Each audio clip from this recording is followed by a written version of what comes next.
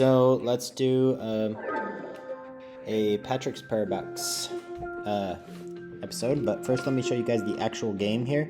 So I want to replicate this level right here, so it looks like the size of this block. If I'm at the second one over, 2, 3, 4, 5, 6, 7, 8, 9 across, I guess, 9 by 9. So let me just show you guys how to solve this this puzzle really quick. So we have these. We have a level, which is the blue level. We can go inside of it. We can push the blue level inside the green level, and then we can push the green level back out of the blue level. So I'm gonna go ahead and do that. I can push the green level over here. Now when I push the yellow box out of the blue level, I can push it out of the green box back into the green box like that. Then I can go ahead and push the green box back inside the blue box so that I can use it to finish the level. And then push the blue box outside the green box so that's back in the blue box. Level, whatever you want to call it, box level, same thing. And then there we go, we've solved the puzzle. So let's go ahead and see if we can replicate that puzzle on the calculator. Okay guys, so let's go ahead, and I got a $9 TI-83. In fact, the price on it was $8.75, not including the batteries. So that was an interesting deal, and I had to set up some interesting lighting here. Using some like napkins to diffuse some lighting because I got an Okicam camera instead of a camcorder type camera. So we're going to go ahead and we're going to create a Patrick's Parabox. So we'll just call it PP for Patrick's. Or, you know what? Let me go ahead and let me see here. I got to remember how to do all this. So if you go to memory, you can delete programs. Let's call it Patrick's. So let's just do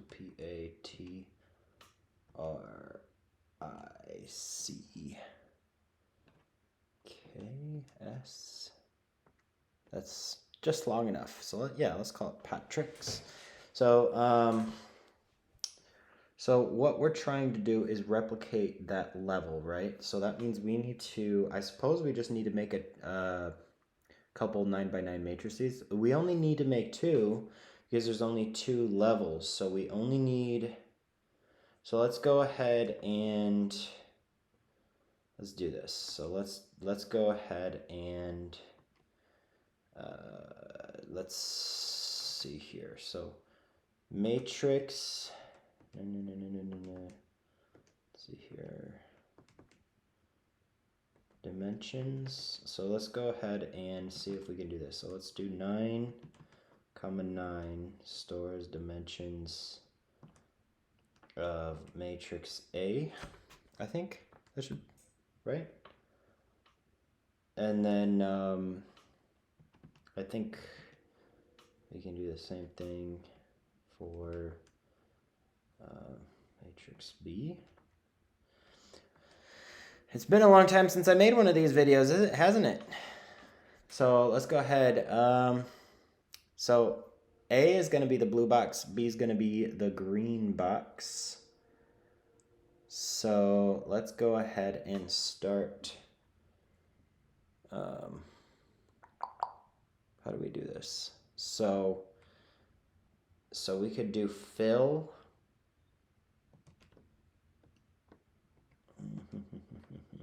Let's see here. So matrix fill.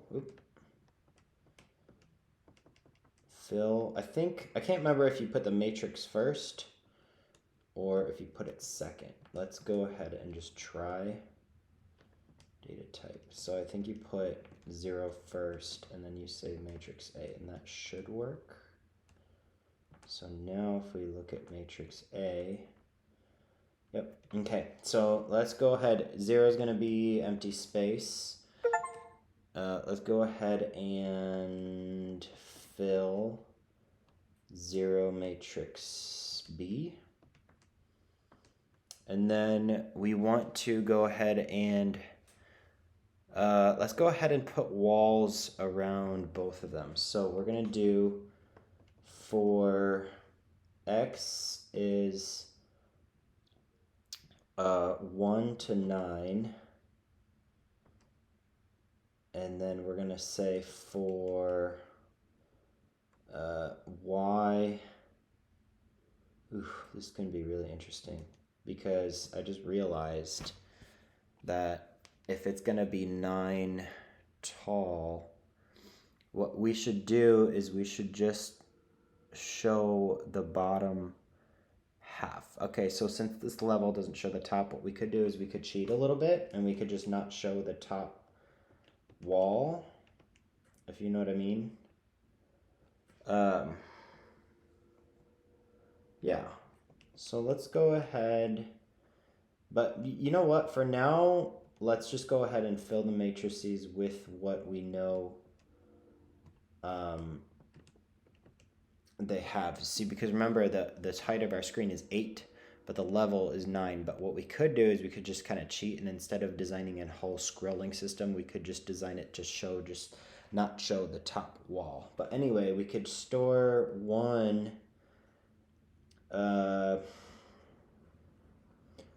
Let's see. So if no. For X is 1 to 9, and then let's add 8. For Y is 1 to 9, and then we add 8, because what we're doing is we're trying to only fill the outside. So then let's store 1 into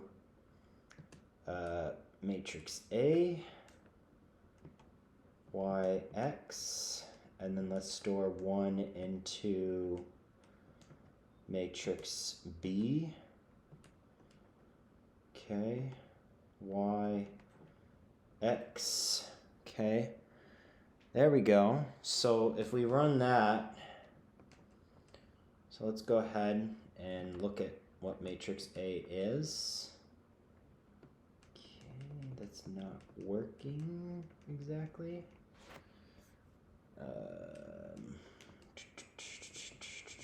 Hold on, let me think about this.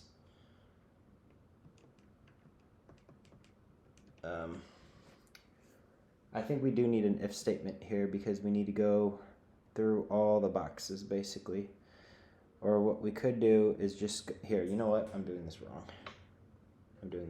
We need to separate this. So let's go ahead and just put an end here, delete that end, and we're just going to do it one set of rows at a time. So what we're going to do is we're going to set it for all these Y's, we're going to set it for 1, and then, yeah, I don't know what I was thinking because, yeah, what I was doing was only filling the 4 corners. So, yeah, we can't do that. That's not going to work. So we're going to have to do it more like this. So 1 and 9. And then here we're going to have to do the same thing. Oop, yeah, but for basically the other way around. So let's go ahead and just do this quickly. Doesn't matter which. We could have them swapped. It doesn't really matter. But so instead of doing Y at the start, we put 1 and 9. And then, so we got 1 for A. I'm going to confuse myself. So we got A with 1, A with 9. Let's just put these in order. I don't want to make it messy. So let's go ahead and do that. And yeah, let's go ahead and put, actually we should put these grouped. I'm just trying to think of how I want to group them. There we go. 1 and 9, and then 1 and 9 for B. So, and then that's how I should do it down here. So let's just group them to 2 different matrices together. So there we go. We got AA, 1 and 9, BB, 1 and 9, AA, 1 and 9, and BB, 1 and 9. So let's go ahead and we're going to put X there, and we're going to see if that works. Okay, so that's good because it didn't take forever. Okay, so now what we're going to do is the rightmost side of the blue and the bottom middle, okay, the bottom middle for the green, those are our, like, if you want to call them doors. So I'm going to go ahead and make our doors there. So we're going to put a 0 for matrix A. And that's going to be the rightmost door. So the middle of 9 is 5 vertically. So 5 would be the Y, but 9 for the X. Now we're also going to do the B, but we're going to do the bottom middle. So that's going to be a 9 for the Y and 5 for the X to be the middle at the bottom. So there we go.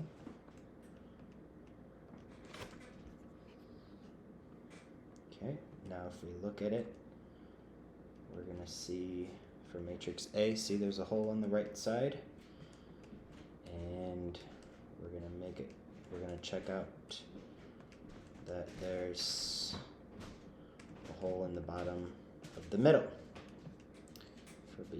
So let's go ahead and check this one out.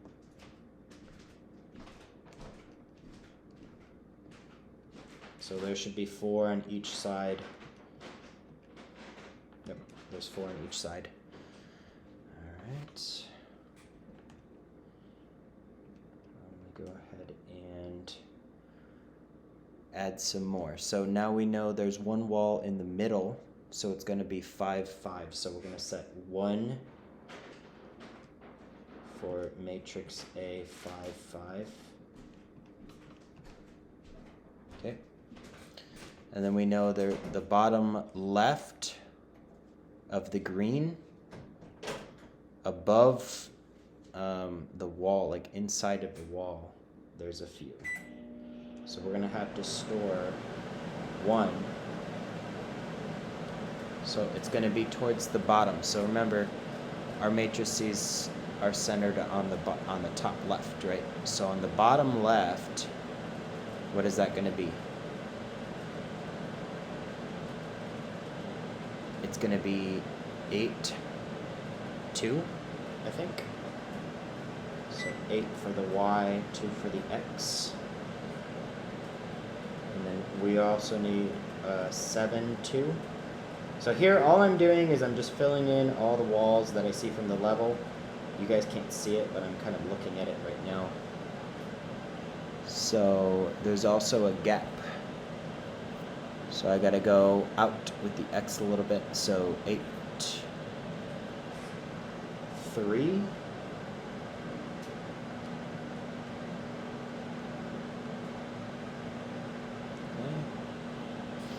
And then 8, 4.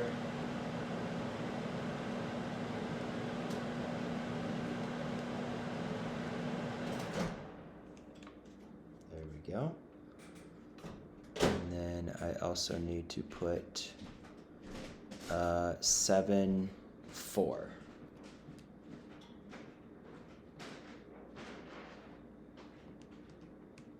Okay, now we do have a check, and that would be at 7, 3. The problem is that I don't know if I want to put it as a matrix. I might want to just put it as just a check that we have to check kind of throughout. our loop. But let's go ahead and just run it and see what our matrix B looks like, because it's going to be a little weird. So A should have a 1 in the middle. It's kind of hard to tell. So I think that's the middle. Let's see here. Matrix B. Yeah, that looks like it should be about right.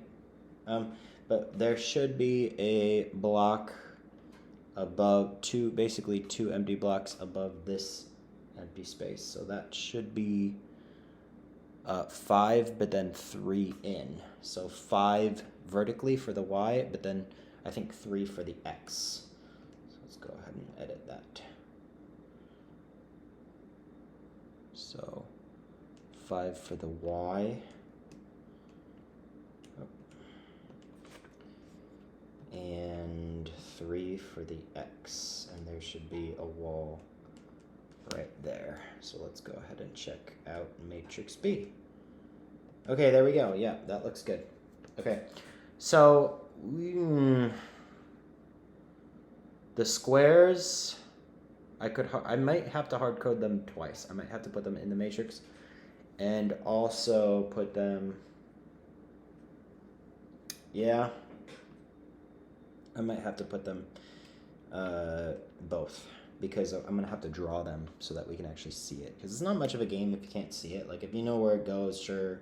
But we're making the actual game, you know, we're not just pretending that we're making the game, right? So let's actually make it visible, so and in the sense that we don't have to draw it and check it, which we could, but if we're going to draw everything from the matrix, that's going to be a little weird. So let's go ahead and hard code it into the matrix as like a spot.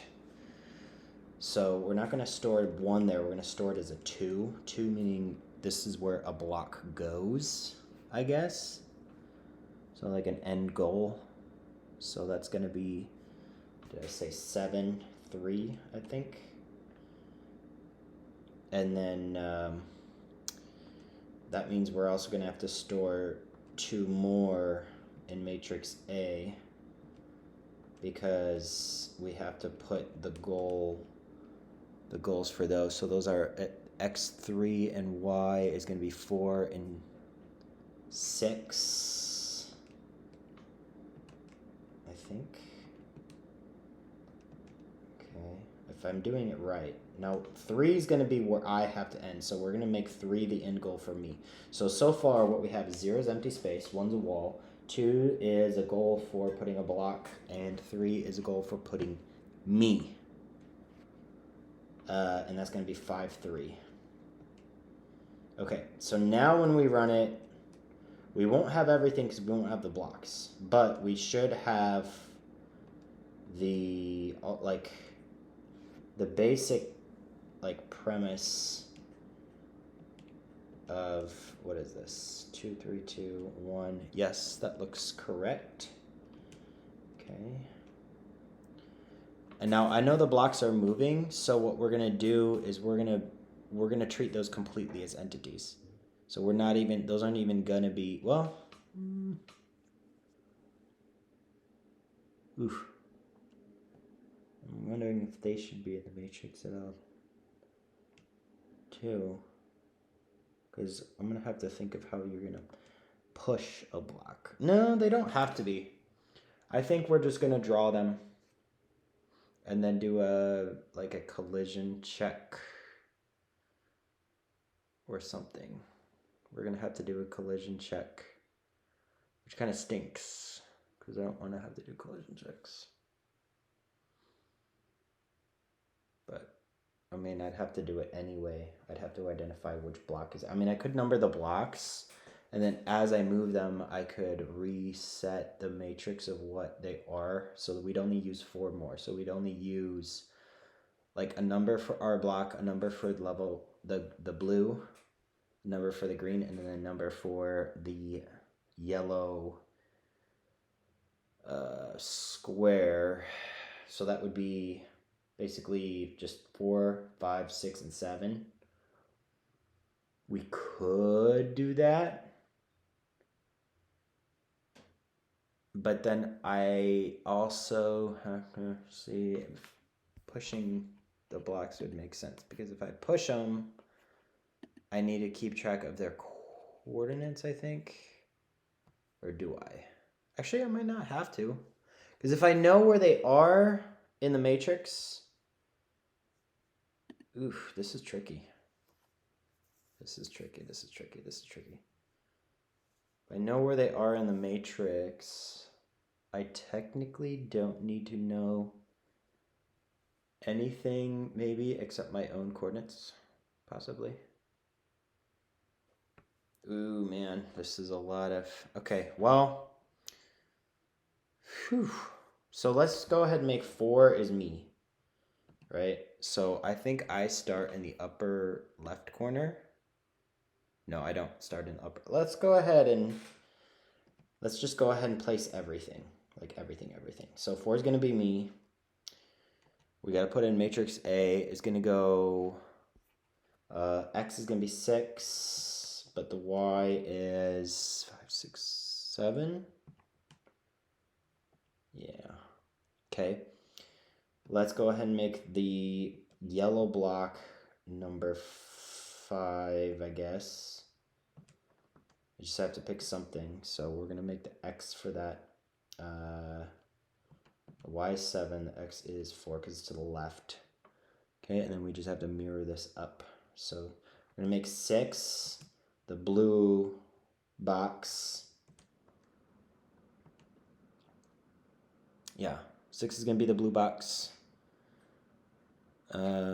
So it's at Y equals 3.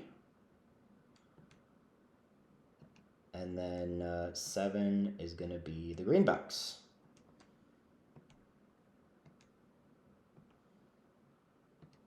At X equals 6. So let's go ahead and just run it, see what the matrix looks like.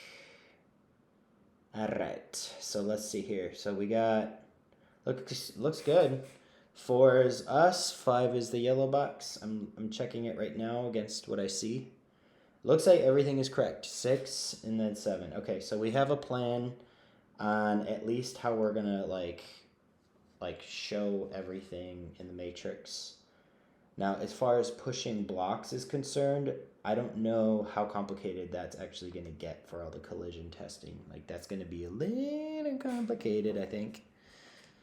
Because we're going to have to be able to push multiple blocks at once. So that's going to be a little weird. And if not weird, at least tedious, because we're going to have to, like, check.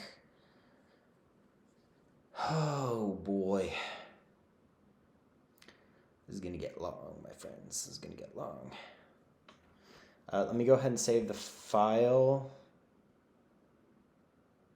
And then continue recording, because I want to make sure I don't lose any of this.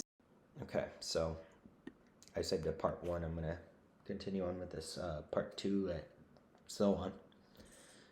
So far we have everything laid out in the matrices. So what we can do is we can actually, if we want to just have some fun, we can make it so that we can move around. So I can start a loop. I can just say while 1, and then yeah, we'll do that. So I already know that my coordinates are 7, 6, so I'm going to store 7 into Y. We don't care about Y and X now. We can reuse them as something else now, so I'm going to go ahead and do that. So I'm going to use Y and X as my coordinates. So I'm going to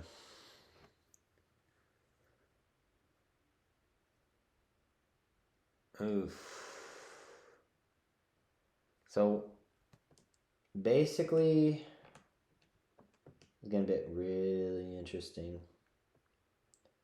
Really interesting. Because I could redraw everything from the matrix, or I could draw it based on its object coordinates. And if I'm using both, it's going to become kind of complicated. I don't know. This is not good to be indecisive, I guess, between how I'm going to do like collision testing. It's like either use the matrix or use coordinates. So I'm thinking I might be able to get away with just using matrix for everything except the player. In which case, I don't. If that's true, then I don't need the player to be an object in the matrix anyway, because I'm going to be trying to push things, and I'm not necessarily pushing myself in a loop in this level. It's not that complicated, so I might get away with kind of forgetting about putting a 4, so we can just let 4 be obsolete if we want to. We'll just do it that way. So yeah, let's go ahead and let's do, let's do it like this. For A as 1, 2, no, 2 to 9. That's going to be our Y. And then we're going to go through our X's. So the reason why I'm doing 2 to 9, remember, we're skipping the top row. And then B is going to be our X. So, and let's clear the screen here. Let's go ahead and, how do you clear the screen again? It's been so long since I've done this. Clear home. So B is going to be from 1 to 8, 9. Sorry, not 8. We can try centering it too a little bit, even though it's odd. So I can add a couple. So I can go ahead and output. So I can say, like, okay, for example, I can say if matrix A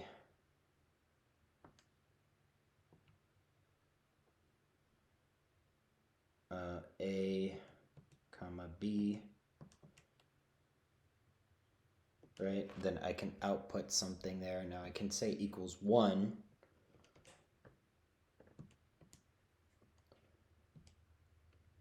Right?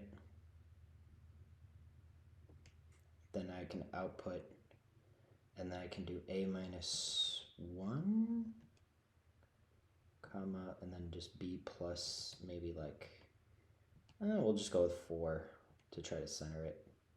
And then we'll put like an O or something and draw a wall. So now, if I run Patrick's, it should draw it, and then, let's see here.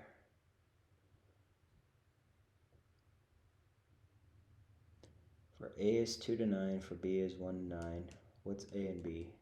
A is 2, B is 2, and somehow that's out of,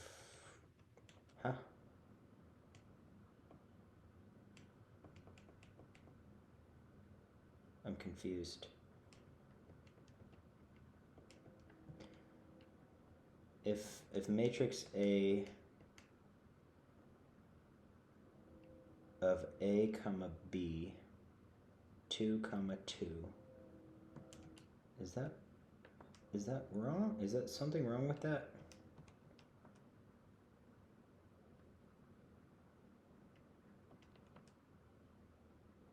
Okay. So, okay, so we're not the middle. That's actually a wall in the middle. Yep. So we're going to. Whew.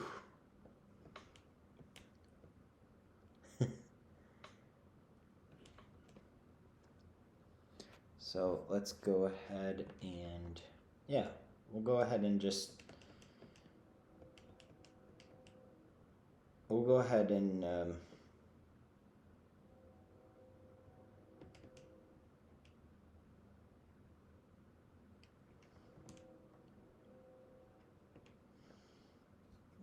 let's see here.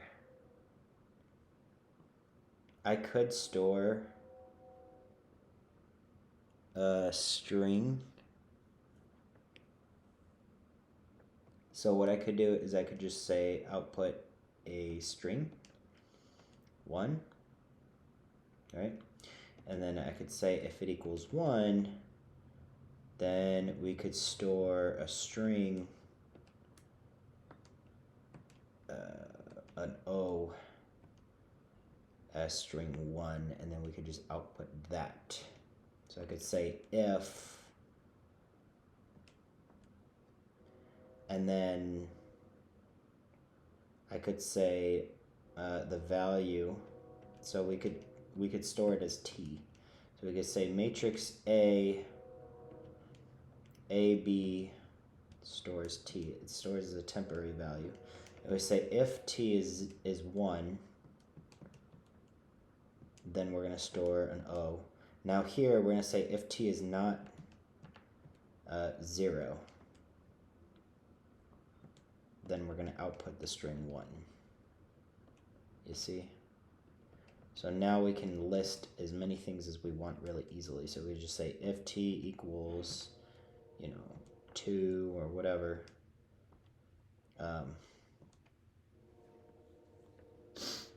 Now, for the end goal of putting a block, I don't know what we could put. We could put let's put a starting bracket, because even though it's just a starting bracket, we can kind of tell it looks kind of like it's says there's a box, like a square, outline of a square here, because that's what it looks like in the game. Even though we're only drawing half of the outline of a square, I don't know how to draw a square per se. There might be one in the angle menu or somewhere. I'm not sure. Never mind. But anyway, if t equals 3, that's where we need to end. So I'll put the 2 dots because it means eyes, I guess. So it's you end here. So we'll put that. And let's see here. What else do we need to draw? Blue.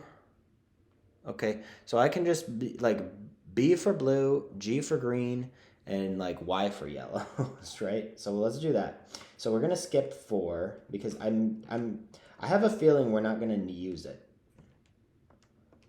In fact, I might end up deleting that.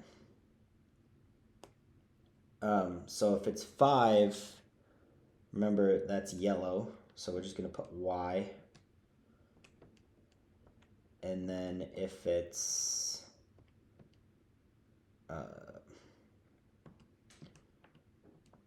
if it's 6, we're gonna put blue, so B.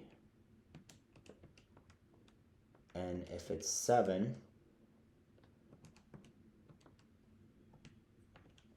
we're gonna put G for green, like that. What do you guys think? I think that's pretty good so far. It's not bad. Not sure if I have any bugs here. So let's see. Okay, so it thinks that we're yellow, but that's okay. It's whatever. It has to draw something, I guess. So it's whatever the string was, right? So far everything's okay. Let's go ahead and let's I'm gonna comment out. Let's see here, where is it?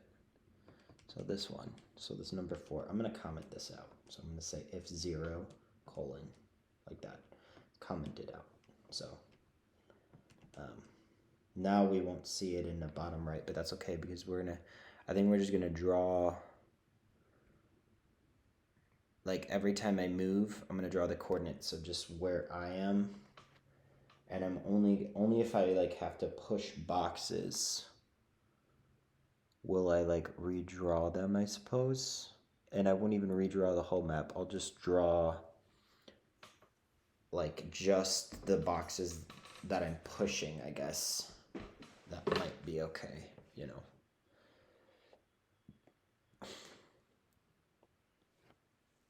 Okay. So, might have to move this around later, but we can do output yx, and then, let's see. You want to just be star? You could just be a star. Or if there's another thing with the 2 dots, like I could even be, well, the division sign on, the button for the division sign doesn't look like the division sign in the screen. It doesn't have the 2 dots, so either that, or if we do pi, because it looks like it has 2 legs, so it makes us look like we're, real. And then I suppose I could just do a loop, so I could just say, we could just do our get key system. So get key store as, say, G, repeat G,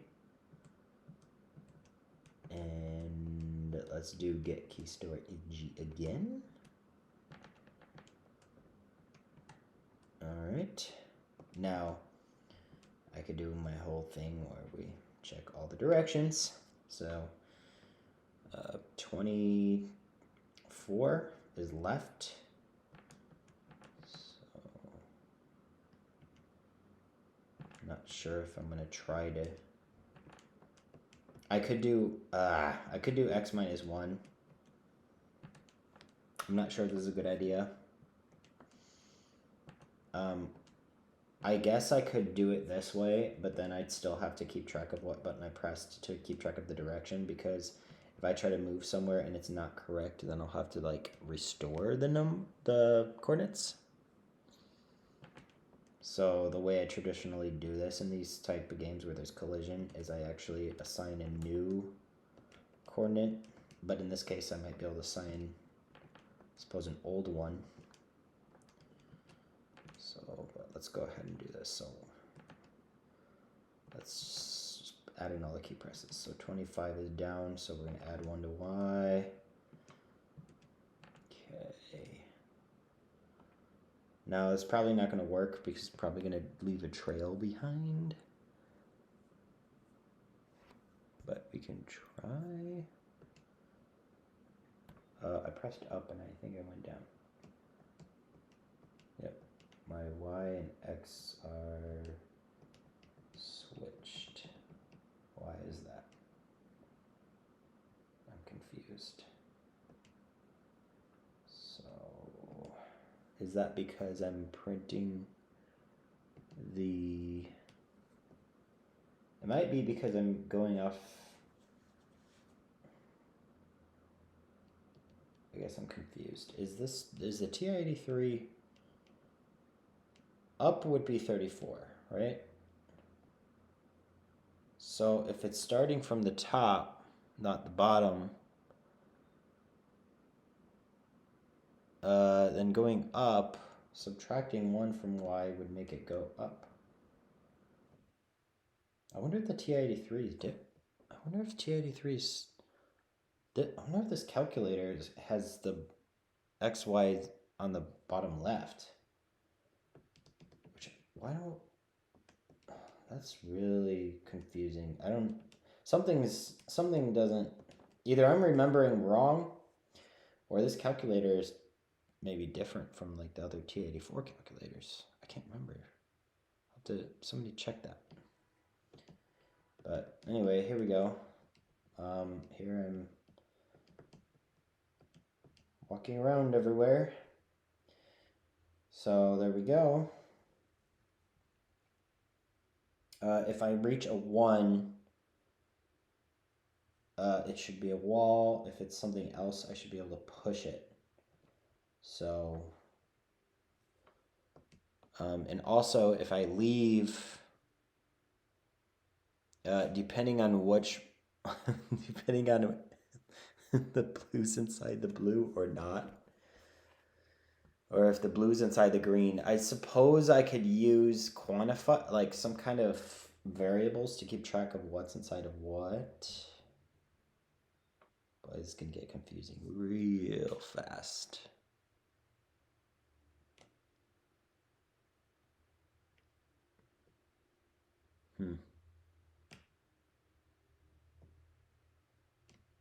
Yeah, so I'm outputting a yx, and then I'm trying to... Oof. Let me go ahead and...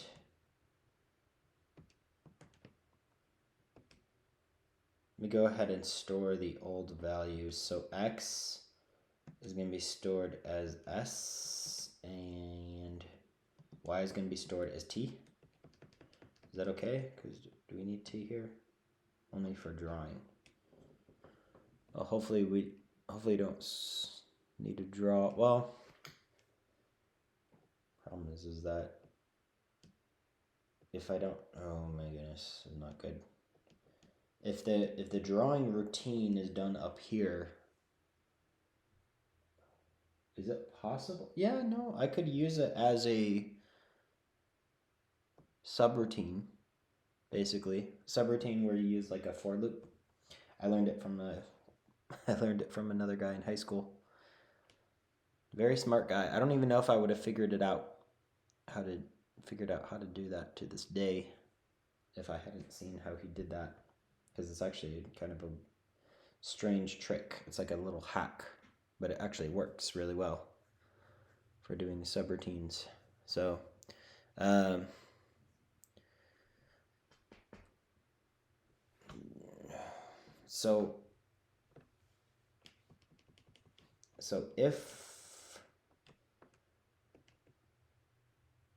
if matrix A, and this is going to get really weird really quick. If matrix A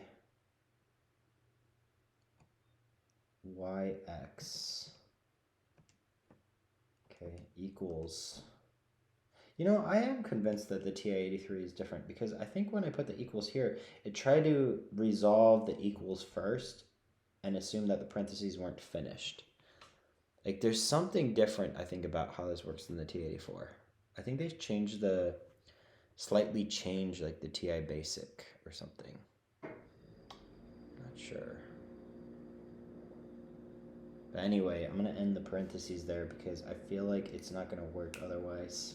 So if that's 1, and then obviously, you know, like, we have to revert it, right?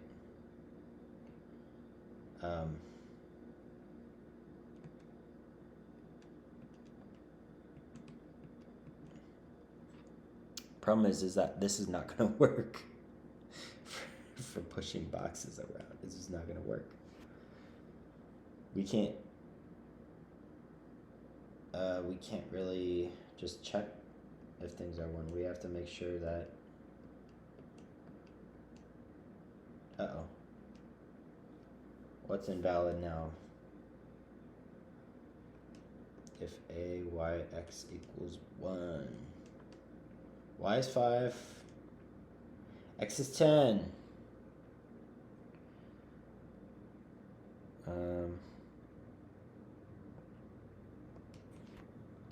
Why is it 10?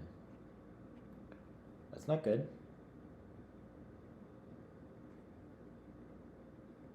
And why am I in the bottom left? Something's backwards with this. Something doesn't make any sense with this. I shouldn't be in the bottom left.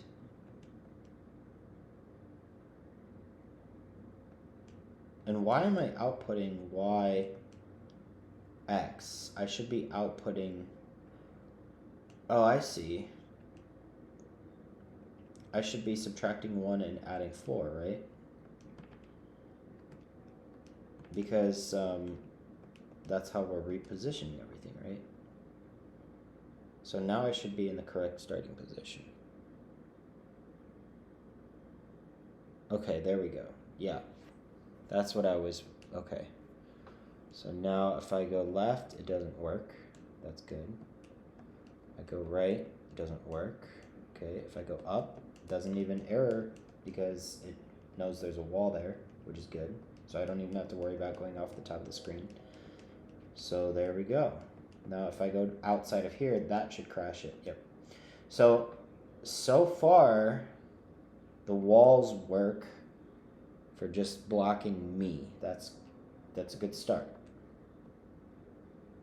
Might not be a lot, but it's something. And if we don't, okay, so if we don't have to erase, right? Then what I could do, because no matter what, okay, so here's a theory, and as long as it's true, then we're good. So my theory is, okay, we have to think about this. If I successfully move anywhere, it doesn't matter where I move. If I successfully move anywhere and push anything successfully, there should be an empty space where I moved from, no matter what. If that's true, then I should be able to just do this, where I can just write, I can,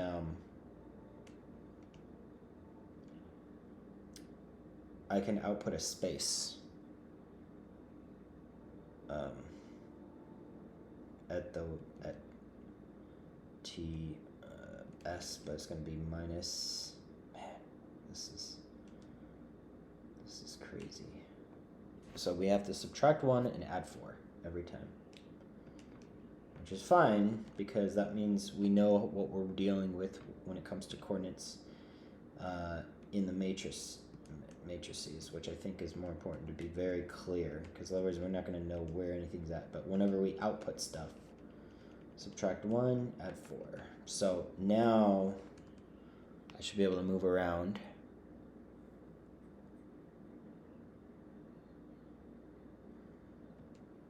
And even if I push something, this should output a space there. Now, obviously I can't, I'm just deleting those things because they're not ephemeral. They're not objects yet, that function. But here I can at least move around. So we're starting to get Patrick's Parabox looking situation here. We're starting to get it working.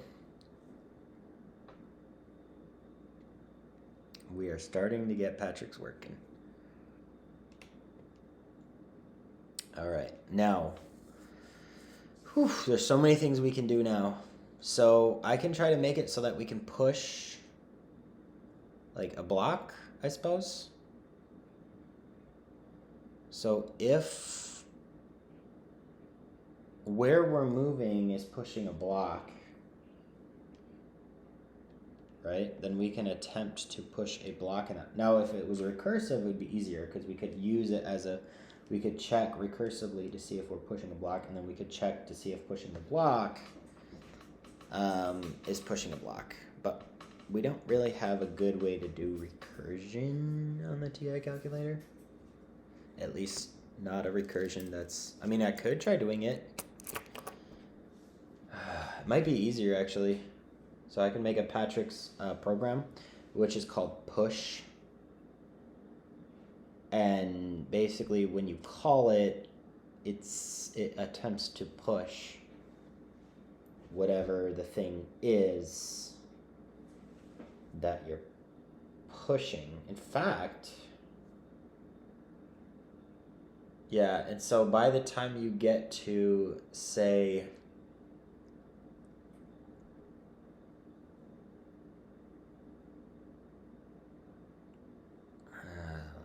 boy.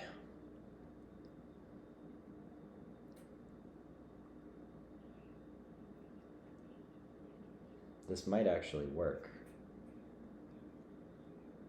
Oh boy, it's so confusing because I'm going to have to be able to push something into the blue box.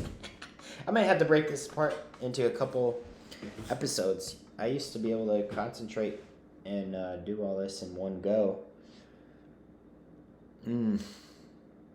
Okay, so I've got an idea. So why don't I try pushing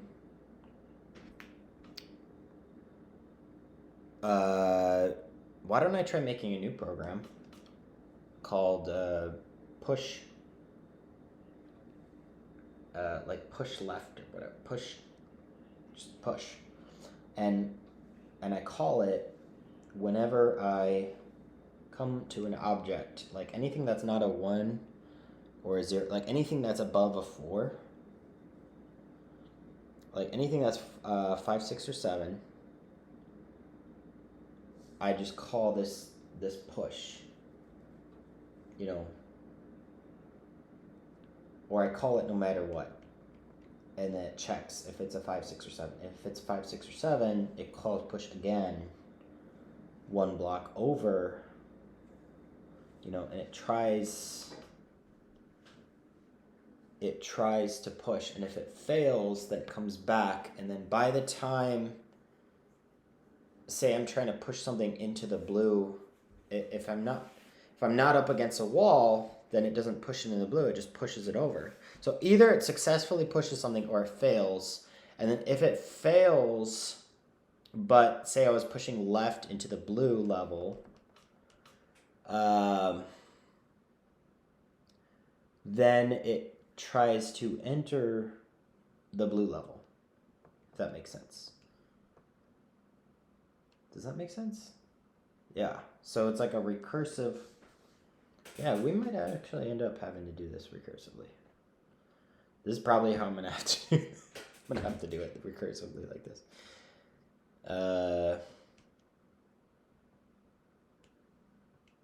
Yeah.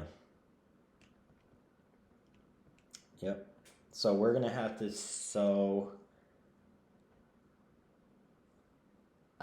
let's do this. Okay, so if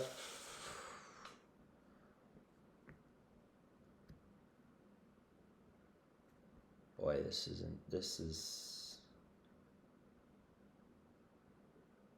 y x equals 1. S stores x, t stores y.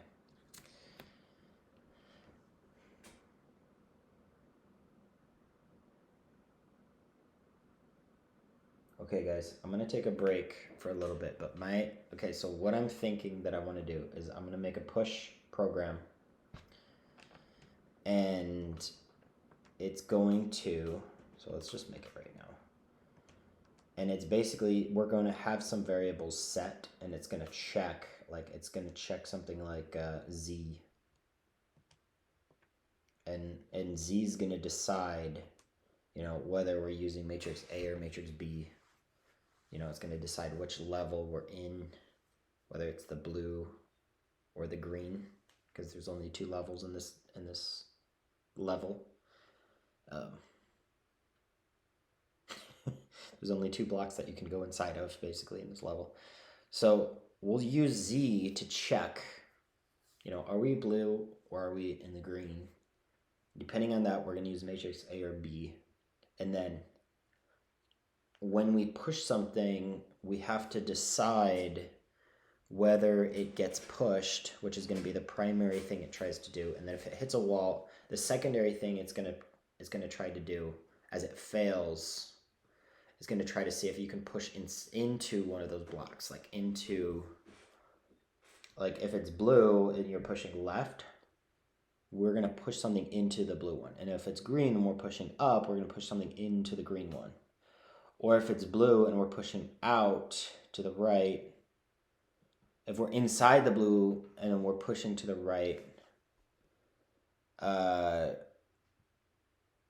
unless we're pushing the blue outside the blue, which I kind of want to just block that, because you could make an infinity block or whatever. I want to kind of just say that you can't do that. It's just going to act like it's a wall.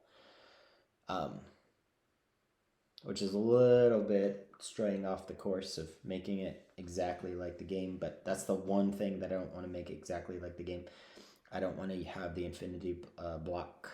I don't want to program that part of it, but the rest of the level I want to make exactly the same.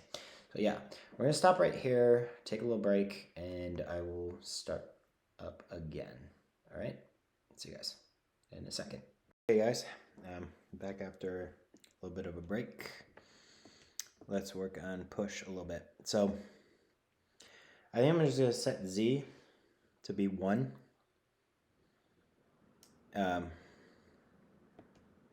Well, for now, let's forget about that, and we can edit that in later.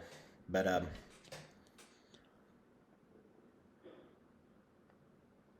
yeah, let's try this.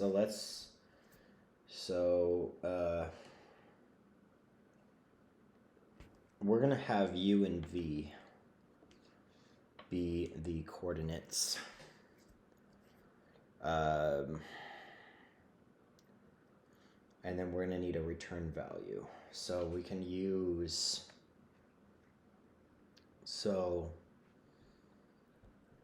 what we can do is we can see, so if we push something at a certain coordinate, so we could say, man,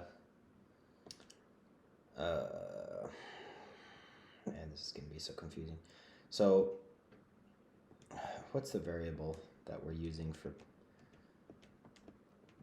for which direction we're going? Let's just use that.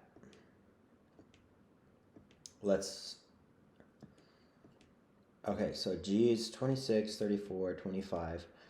And what we can do,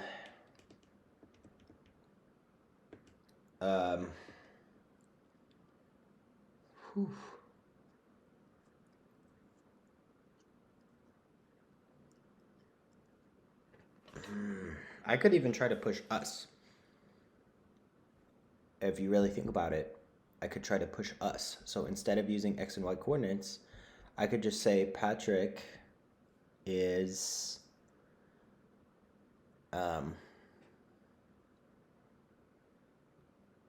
the thing that's at those coordinates, and we have to try to push him in the whatever direction, right? So that would include 4, 5, 6, 7. So even if we did plot Patrick,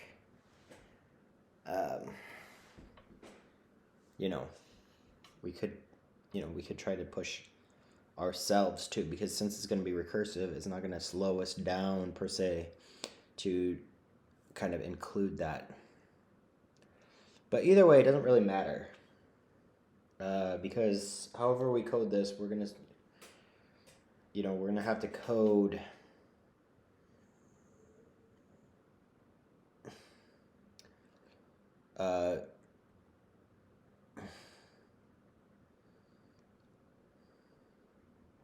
we're gonna have to at least set what our X and Y is at the end, I suppose, because we always need a starting point.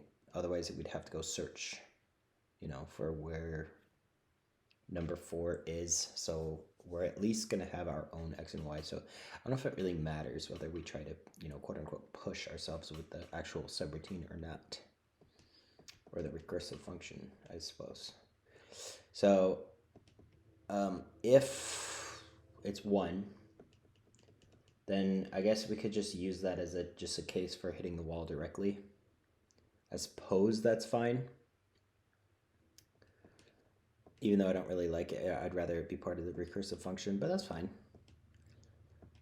In the else, we could say, if where we're moving was a 0, right? So I could just say matrix A.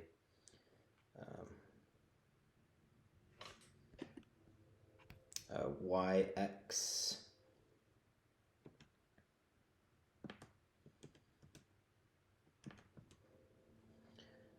if that equals 0,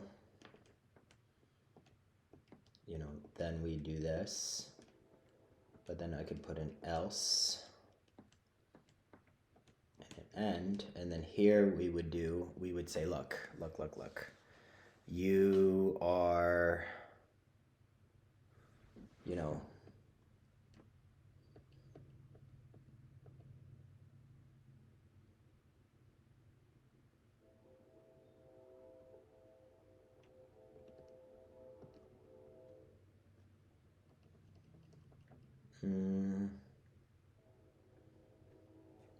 The problem is that if a 1's a wall,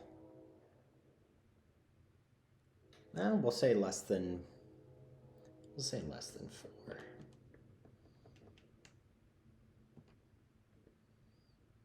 All right.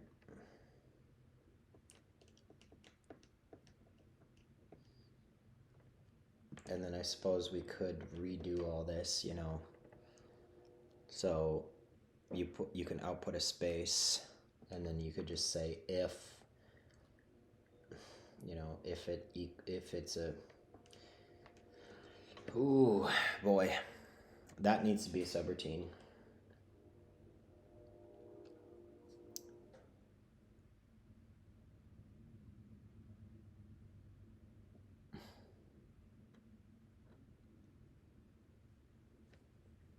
I suppose that needs to be a subroutine. There should be a subroutine that just prints whatever the background is. So, I suppose.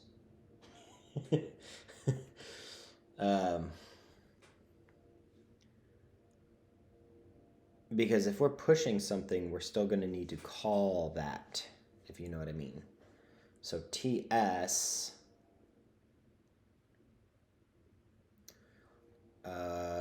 so instead of doing that, we could do a subroutine. So I could say for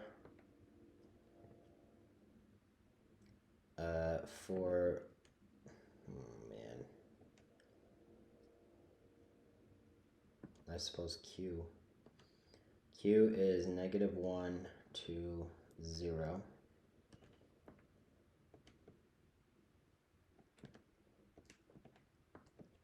And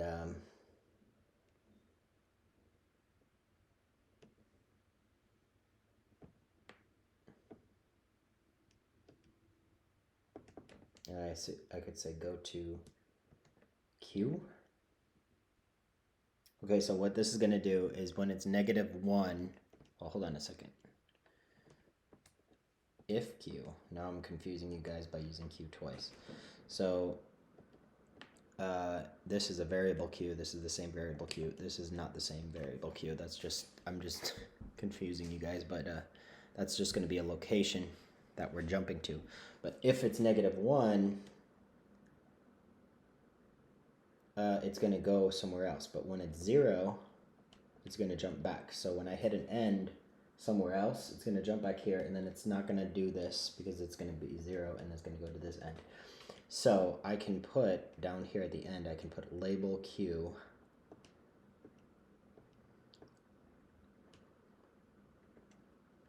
And then I can put an end. And what it'll do is this will be something that I can call as a subroutine. So we're making two different things. We're making a subroutine or we're making a recursive function. But right now I'm doing a subroutine. So for this, S and T are going to be set. So I'm going to say if matrix A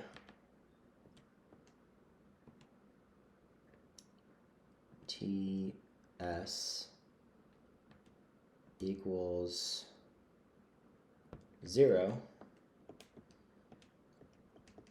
we're going to output y minus 1, comma, x plus 4, comma, space, right? But if it's not, right, and we can set it. So we can, because this is going to take long, remember, matrix accessing takes longer, like takes a decent amount of time.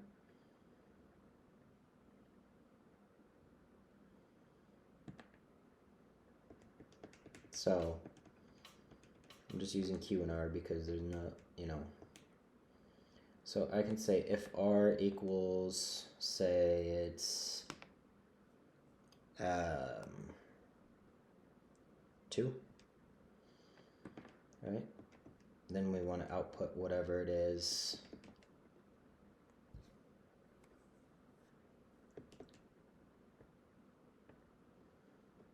Or I guess I could use space. So if R equals 0, well, I could just store space. So let me do this. Let me just output string 1 and then delete this stuff. And just say if r equals 2, then we're gonna set string 1 as whatever our, like, I think our box it was or something, right? But by default, we're gonna have space be string 1, and then if it's 3, see, this is complicated, but I mean, it's necessary to get the game like normal, like looking like a normal game. So we're gonna have to put this,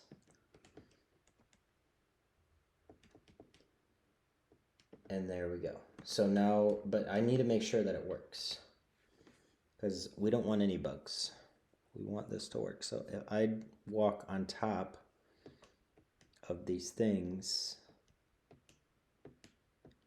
you know, it should be drawing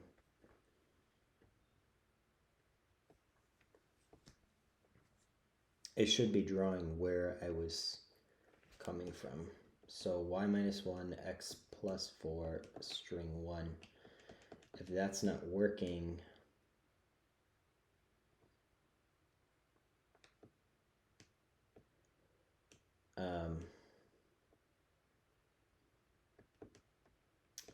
not y, we should be using t and s, I think. Right? Maybe that's why it wasn't working. Let's try that. So I think what it was trying to do was draw the correct things, but it was drawing it where we were walking, not where we were walking away from. Okay, so if I walk over this and then walk away, should draw back the correct thing that's supposed to go there. So there we go. So it's not going to draw back the G though. Do you see that? It didn't even erase me because it's not even seeing that I'm going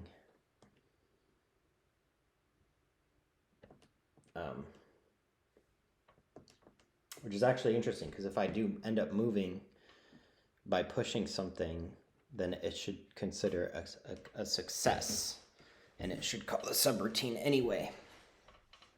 But that all depends on whether I successfully push something or not. So,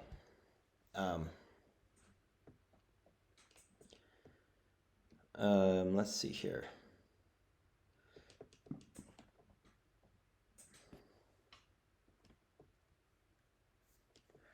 So that's all outside the while loop. So we draw everything twice basically now. So here is where we're going to call our other program. And I'm gonna end up just having to call it, and then if I need to set variables for it beforehand, you know, I can do that. But I suppose, well, I suppose we have to start with x and y. So x is going to be stored as, should I use NO? I could use it. X is stored as N, Y is stored as O, because those are the same. If you look at the TI calculator, it's right above those buttons. So I like to use, so I'm going to show you guys something really quick. I don't know if I explained this very well, but X is under S is under N. That's why I usually use S and T for replacements of X and Y. And I also sometimes use N and O and I and J. Like basically things that are easy to find on the calculator keyboard. So yeah, so if N and O are what we're checking, then we're seeing what is there basically. So matrix A, right? O comma N because we're doing Y on the left side.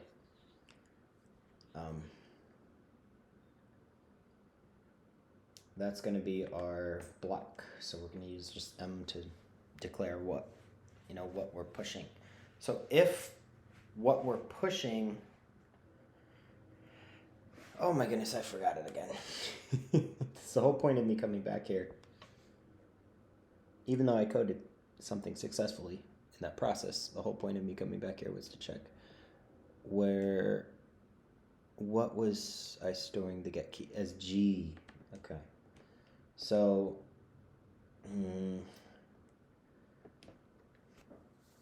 so G is telling us our direction,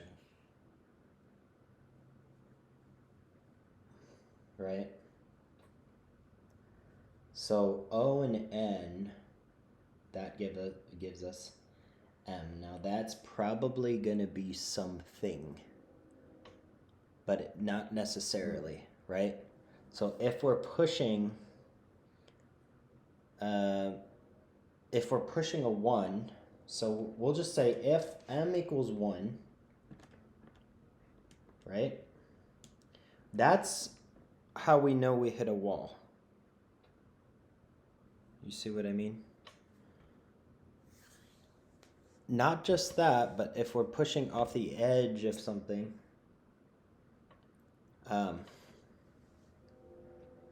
that's also not good. But it depends on what we're inside of. So we're going to have to do some logic for checking that. But if we're hitting a wall, then we have to have a fail code, basically. So we're going to say like one store as, theta. And then I'm going to say like, I might just say return. I mean, that's... I mean, that's it. I mean, that is... Right? Because if you think about it,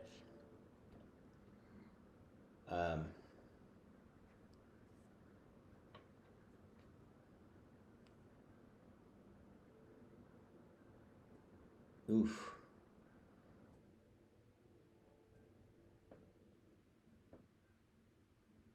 I don't know if that end needs replaced or not. It's kind of weird because I don't remember if the return, I think it just gets rid of, it forgets that it forgets all the nesting in this program, I think. Yeah. Okay, so if it's not 1, then it's something else. Okay. So if we push something else, we have to see if we successfully pushed it or not. And if we did, we're going to end up maintaining our movement. If we didn't, then we end up forgetting it. So it's going to be really weird because I might have to store like a list the coordinates of essentially what I'm trying to do, because O and N are just going to be temporary variables. They're not allowed to mean anything. Since we're doing recursion, they're not allowed to always, we can't assume they're just going to mean the same thing. We call this. So they're just going to mean whatever called this last, whether it was push or it was the other function.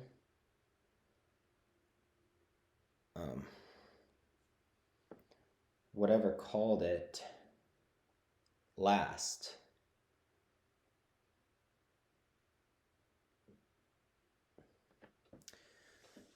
we're going to assume that that's what the O and the N is. So I'm going to take another break again, but this is going to take a while. All right, I'll see you guys. Okay, guys. It's the next day. So I actually did think a little bit about what was actually going on, because I kind of thought of 3 different ideas. One of them could be using the push function recursively. Another one was just, why don't I just use a list and try to code each direction and kind of use the list for memory, or I could even try to just use the matrix itself and just kind of do an iterative approach. So basically you make a loop and then keep trying to push, keep trying to move everything until basically I hit a wall, and then kind of just go back. So basically, if I don't know if I'm pushing something, if I don't know if I'm pushing, say, if I'm pushing, like, say I'm pushing the yellow block, which is then pushing the blue block, and then it hits a wall. Well, now I know I can't move them. So I would go and check, realize that it hits a wall, and then as I go back, then I would say, look, there's basically a variable that's telling me whether I pushed it successfully or not. That would be kind of just set to false, but then I'd notice that the blue block is there and something's pushing to the right of it, and therefore I can switch it to successful and then just push something inside of it.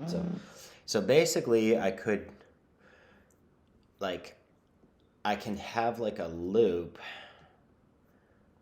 and I can do it all iteratively, I think, and I don't need to do, see, I'm used to trying to just think in terms of recursion and functional programming, which is good, but it's just for using a TI calculator, if you can do it with iterative approach, it's easier to just get that working for this application. But in general, yes, it's probably better to code everything, and functional when it comes to how complex and abstract you can get everything. But in this case, I know exactly what I'm coding, and the iterative approach will just keep me from having to manually make, all the recursion work and everything by setting, variables. So I might be able to get away with not having to use the push function at all. So let's try that. So let me just see if I can do that. I'm not sure if I can, but maybe I can just see, maybe to just start by trying to just push a block.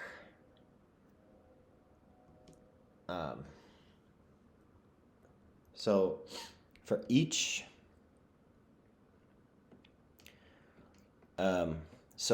direction,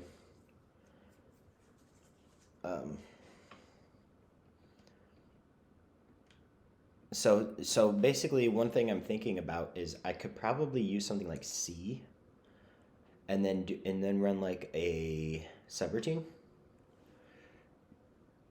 because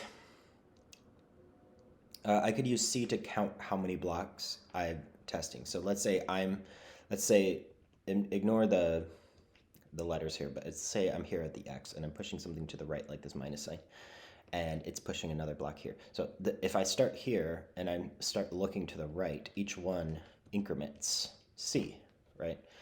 And by the time I get to a wall or something, or a blank space, C will have counted somewhere, and then I would then go back to then move everything, and I would just have to decrement C. So the only information I have to keep track of is the direction, which is already stored in G. It's not going to change. And then C, which is just going to be how far I'm checking.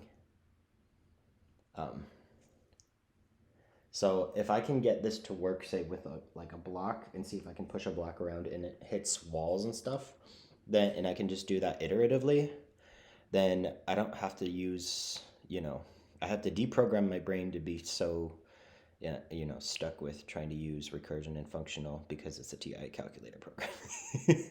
And that we're not doing, Lisp, and I'm not even good with Lisp, but that's just how I've been trying to think about some other projects, some other things that I've been wanting to work on. So So here we go. We have Q here, which redraws, I suppose. So Q is basically a function where you set T and S, which is basically y and X, respectively, coordinates. And it just draws the ground of what should be there if it's a blank space, essentially. That's what label Q does. Label Q, not variable Q, but label Q. Those are two different things.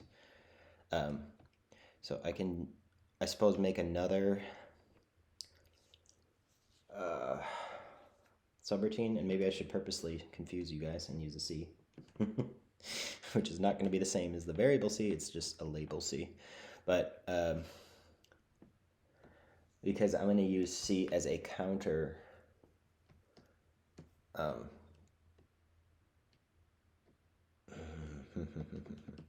in fact, I might get away with removing all this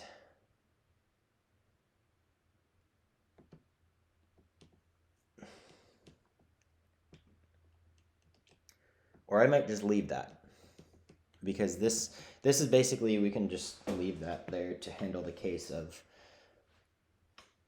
where I'm trying to move, I suppose. So we do have the old coordinates, we have the new coordinates, and then we have the direction. But after that, I don't want to code anything that's not quote unquote recursive, or at least iterative, to where C can count, is what I'm saying. So what I'm saying is, it might be pointless to have these if G equals, X minus 1 or whatever. It might be pointless to have these, because I'm going to have this same kind of code in the pushing logic anyway. And that's not the pushing logic, that's just the moving one block logic. But the pushing logic and the moving one block logic is basically going to be the same thing, because pushing a block is just basically moving like basically 2 or more blocks. So I could just make it 1 or more blocks instead of 1 separate from 2 or more, if that makes sense. So X stores S, Y stores T. So basically all the information that we have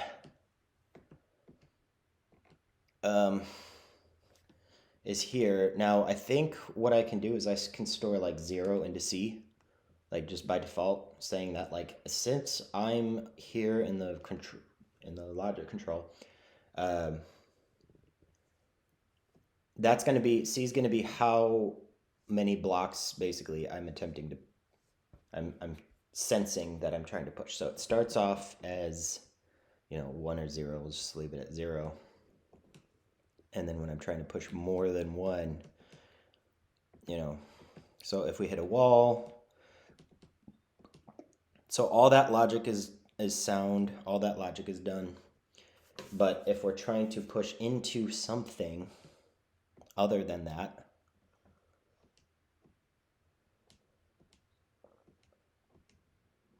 then we hit this right here. So we can store X into N and Y into O and all that type of stuff, and then call like push. Or I can just do, we can do what we wanted to do here. So we can do for, I'm not sure if Q is a smart idea to reuse. What's a temporary variable that I know I'm not using? But I don't want to use a new variable. I suppose I could though. So W is -1 to 0. Okay. And then we're going to do end. And let's see. I'm going to do go to C. Okay, so for W is -1 to 0, go to C. Okay, so that means that it's going to go down here once.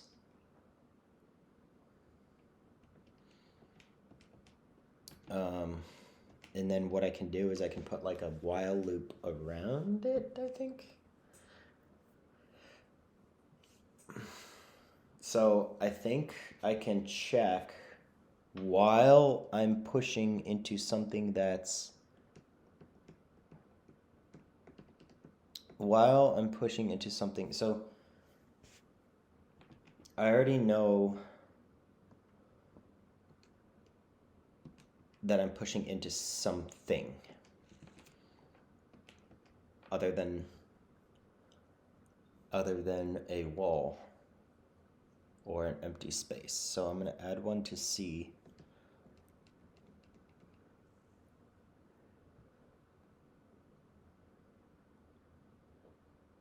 See, I don't even know if I need to do this as a subroutine though, because the purpose of a subroutine is to call something from more than one spot, but I don't think I need to do that because I can just guys, I'm confusing myself by trying to have too many ideas that are conflicting. So let's just do a loop. So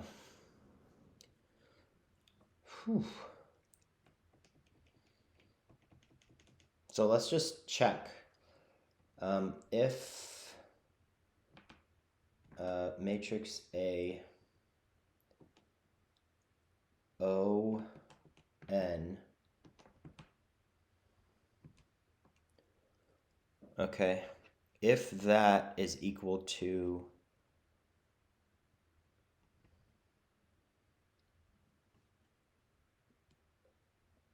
1, then we got to set a state of returning.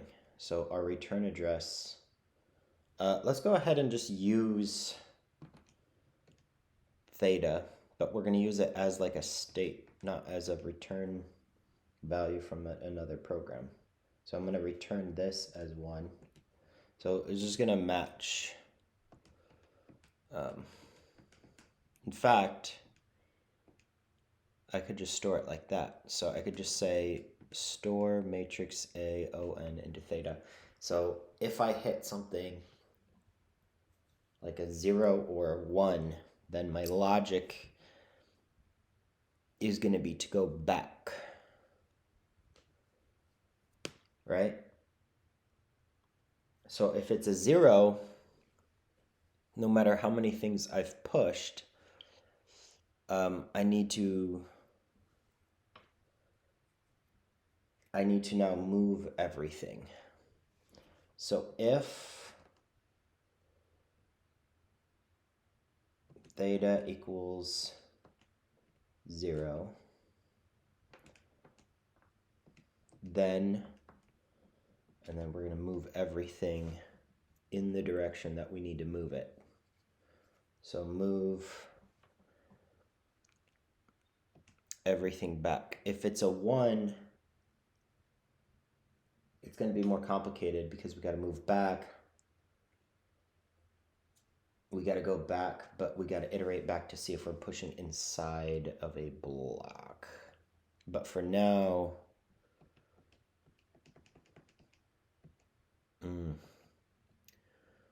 we can just end the loop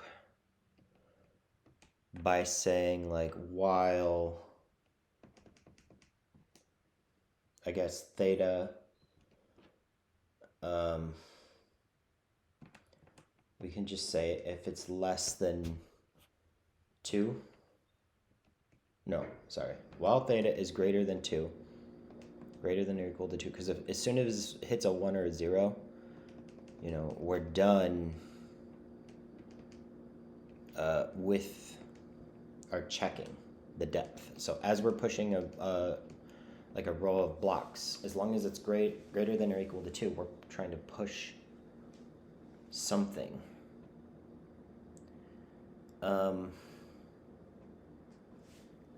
Now, you might be like,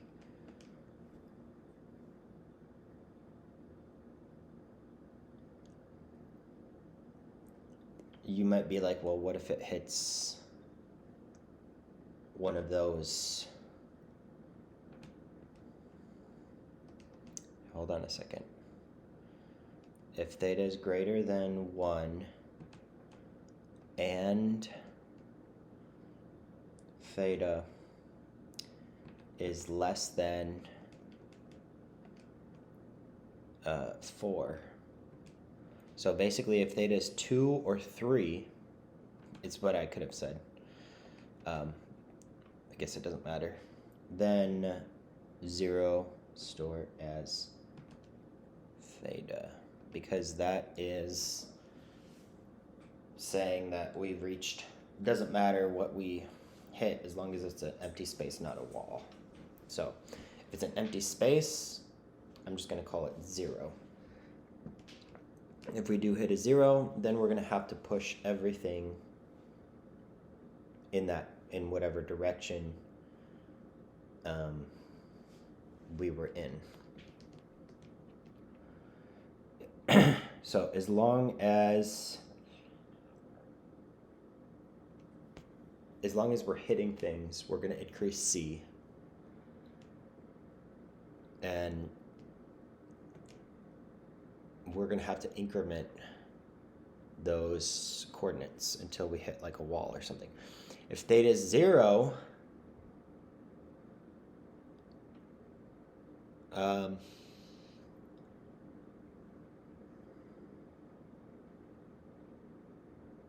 that means we reached an empty space. So now we need to revert back.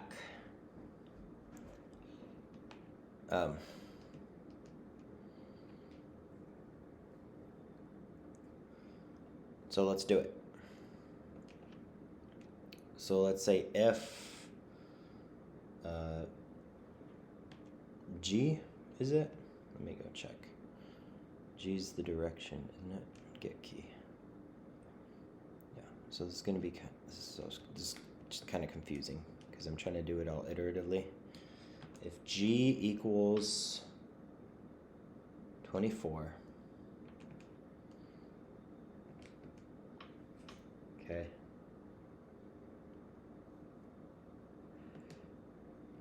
let's do a while loop in here, by the way. So while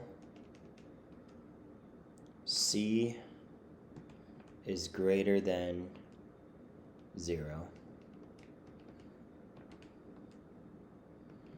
end, okay? So and then C minus 1 store is C. So this entire loop right here is moving everything where it belongs. So say G equals 24, that means we're pushing left. Well, that means, man, this is gonna be long. Okay, so if we're pushing left, we want to copy whatever's in the matrix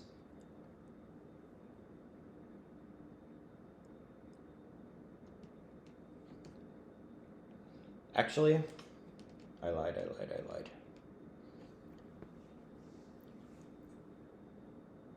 I got an idea. So we need old coordinates.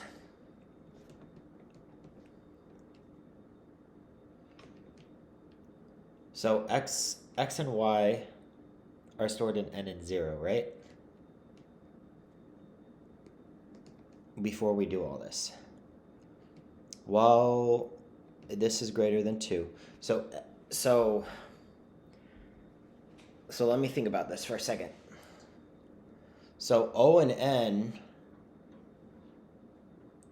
those are going to be what we're testing,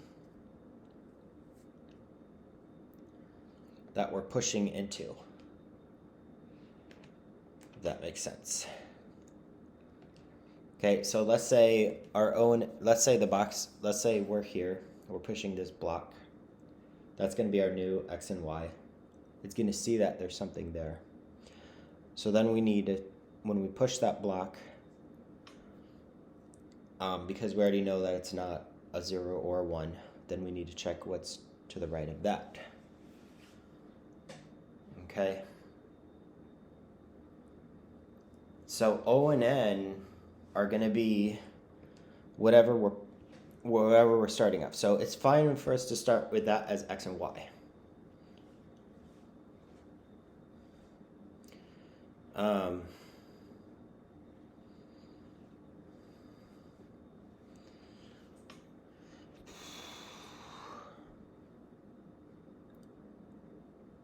Actually,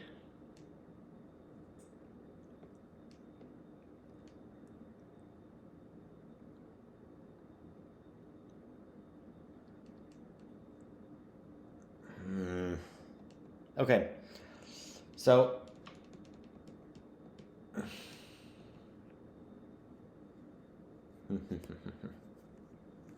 so actually our old coordinate, what's our old coordinates? We do have them saved as S and T.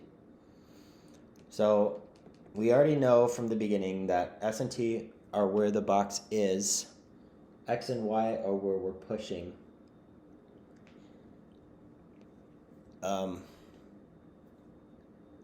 So we're actually forgetting about X and Y for a minute here, and we're just gonna replace them with N and O, I think. Because S and T is really where our baseline is, not X and Y. Right? So we already pushed to X and Y is just where we're trying to push. But we're just gonna store that as N and O because I don't want to do all this manual trying to reprogram everything separate from pushing ourselves. I want to program everything as one thing. So N and O is going to be where we're pushing. Okay, let's try this.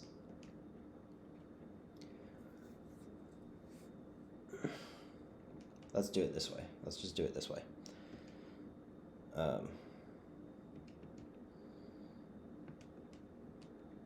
Let's just do it this way.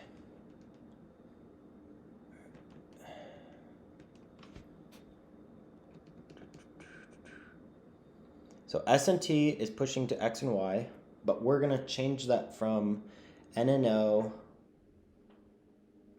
and I and J. The reason why I do that is because I don't want to lose track of where our original block or original coordinates are. I don't want to mess with those. I'm just going to leave them as they are. But I'm going to use N and O and I and J as where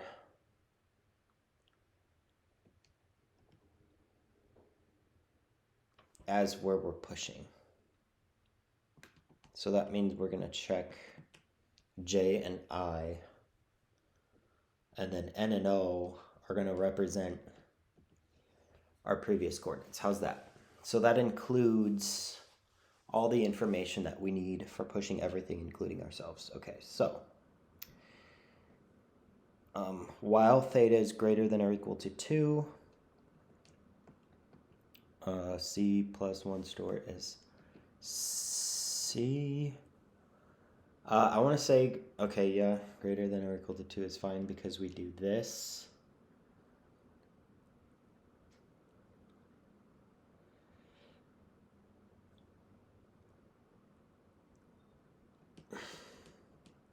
And then we say if theta is 0, then that means it's an error block.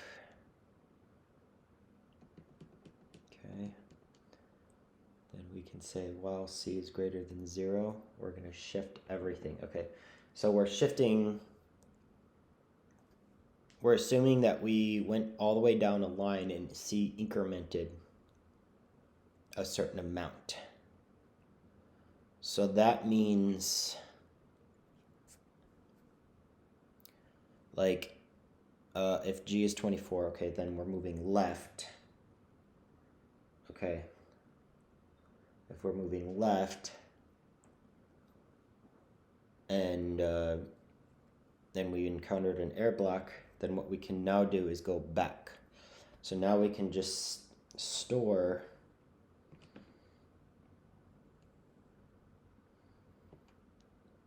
whatever is the previous coordinates, O and N, we can store that into the new coordinates, which is j and I. If that makes sense.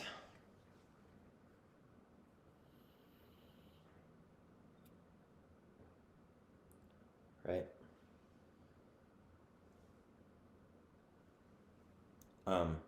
I guess I will need a then. Or no, I lied again. So, g equals 24. Okay, so we're going to do that no matter what. So so this is what I was thinking of doing. I don't need the then ends, because I can just say if g equals 24, then I'm just going to move everything to the right. If that makes sense.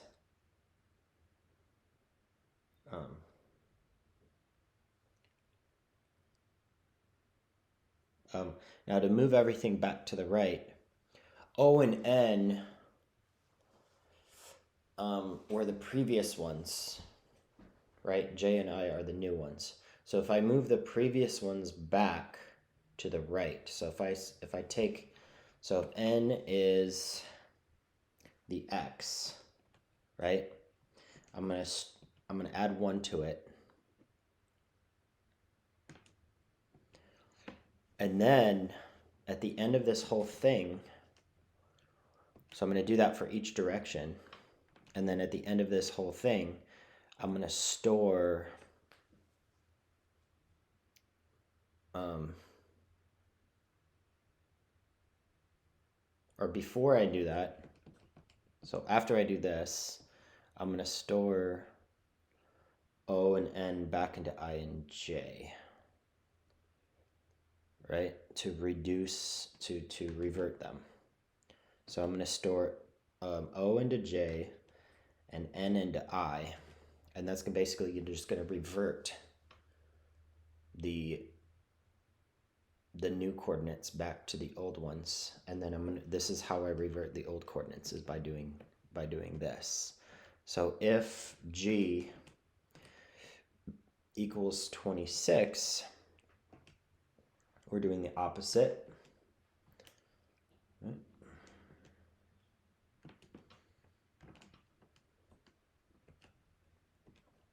And so whatever, so that means all we need to do here is just do an if, and then whatever our thing is. So if it's 34, now I can't remember if moving up was switched, but I think it was. So if 34 is up,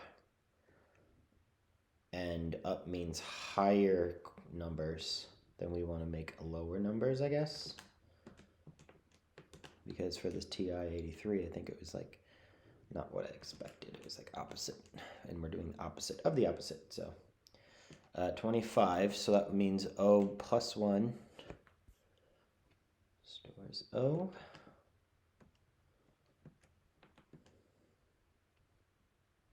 Okay. So let's make sure that 34 is moving up by adding to the coordinates. Yep. Okay, so, man, this is going to be weird. This is going to be really weird. So now when I try to push the box, I don't know what's going to happen. It might crash or... Okay, I'm going to try to push it. I don't know what.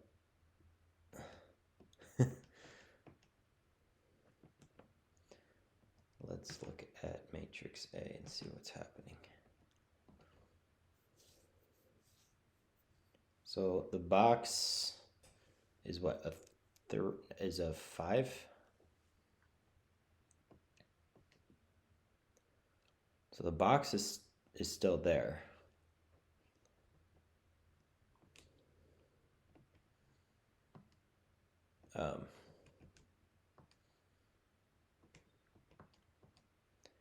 We should be pushing it though.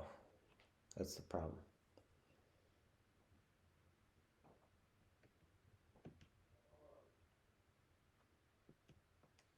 So I should have pushed the box, but it's not, it didn't move.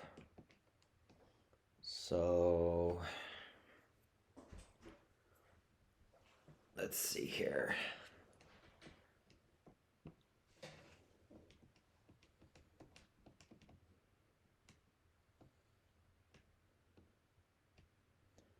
So I pushed it to the left, which means I pressed 24, x minus 1. Okay. Now, if matrix A of yx is less than 4, right? So we're not doing that.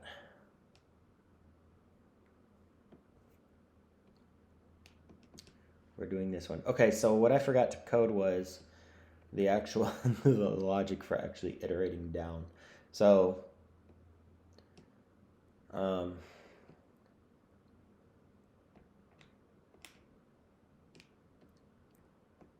and I said, well, theta is greater than or equal to 2. Well, I'm not setting theta as anything. Am I?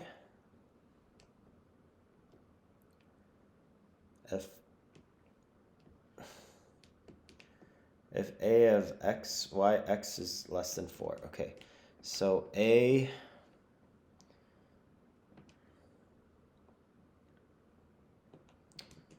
yx, first of all, we need to store that as theta to even, enter this logic in the first place. Now if I do c plus 1 stores c,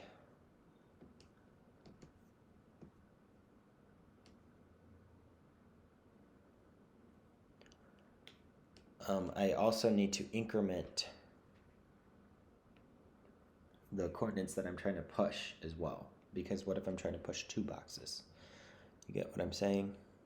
So, I need to add that logic in here as well. I forgot to do that.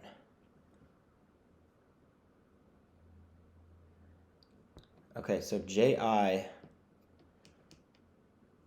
we already knows the new coordinates. And NO is the old ones, right?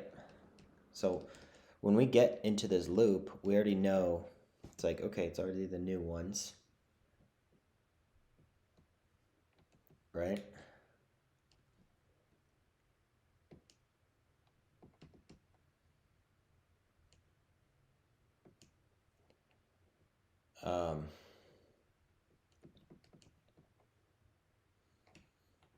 But then I'm storing it again, which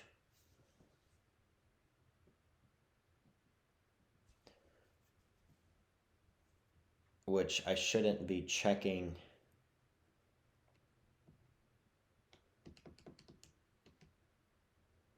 Right.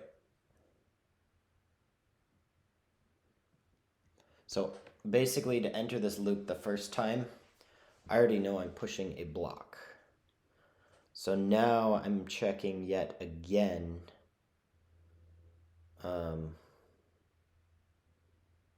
So c plus 1 is fine, because c has to be 1 anyway for me to even enter this loop, I suppose. But that j and I should actually be another increment higher than. Okay, so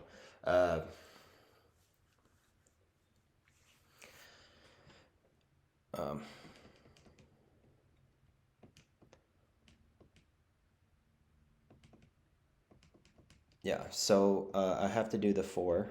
So if g equals 24, okay, then I'm gonna move left, or check left 1. So I'm gonna have to subtract 1 from I suppose. And if it is 26, that means I'm moving to the right. So I plus 1 stores I. Okay. And then if g is equal to 34. That means I'm moving up. So j plus 1 stores j. And if g is equal to 25, j minus 1 stores j. Okay, so we have that. And then I also want to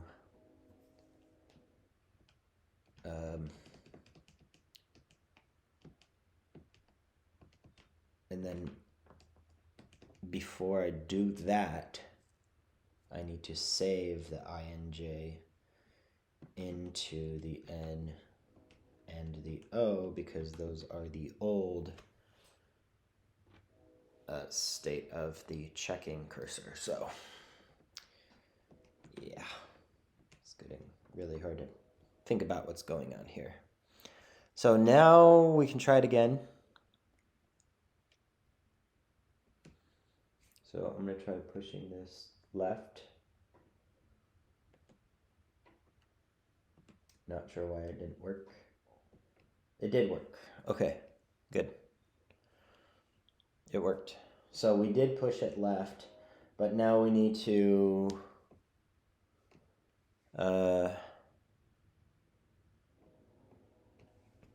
okay, so let me think about this for a second. So we pushed it left, but then we didn't push, it didn't successfully push like there shouldn't be two 5s. It should have moved the 0, I guess, over. Maybe. Because what it's trying to do, how does this work? So we're taking the value that's here, we're copying it to there, but what we need to do is we need to actually save, I guess, like the first value. Yeah, that's it.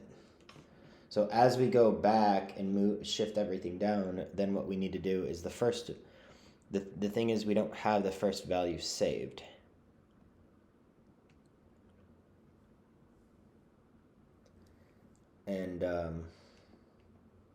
And we don't really need to save it because we know that wherever we're moving from, if we're pushing something, I think no matter what, 100% of the time, we're going to leave an error block behind if we successfully push.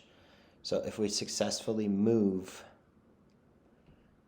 right, if we hit a 0, essentially, is what I'm saying.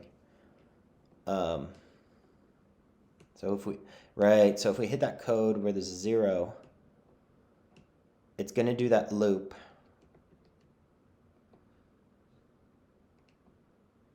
So okay, here we go. So if theta is 0, then we do this loop where we shift everything down. And then outside of the c greater than 0 part, so we need to find the end. I think it's here. So at the end of this, then we need to set wherever we were to it, wherever the starting coordinates were, to 0, I think. Right?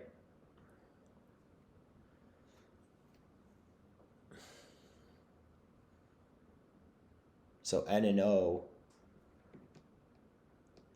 what are we checking? Well, C is right.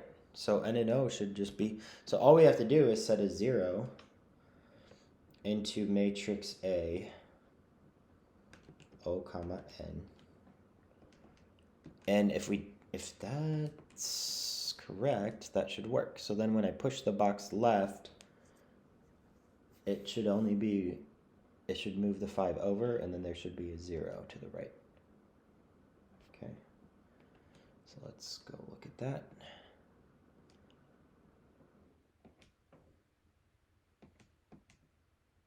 So what's the coordinates of that?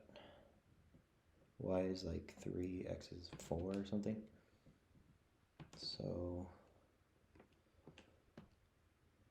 5 and 7.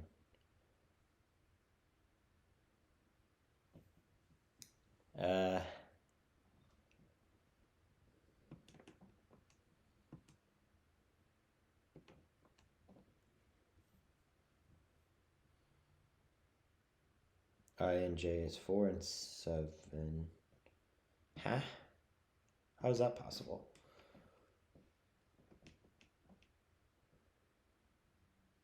Seven, 8, 9, yep. 4 and 7. So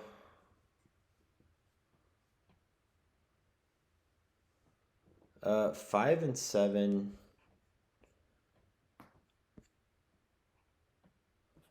Huh. Maybe I'm counting down too many. So am I saying if C is greater than 0?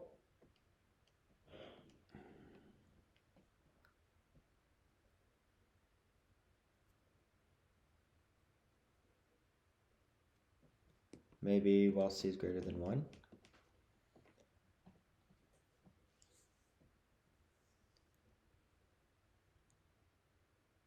No, something not right about this.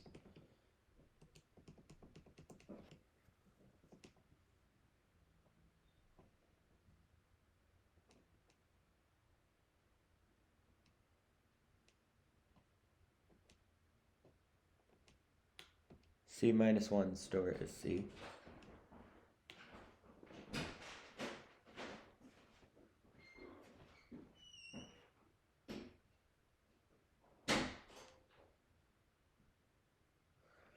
Zero store as alpha O-N. Matrix A-O-N.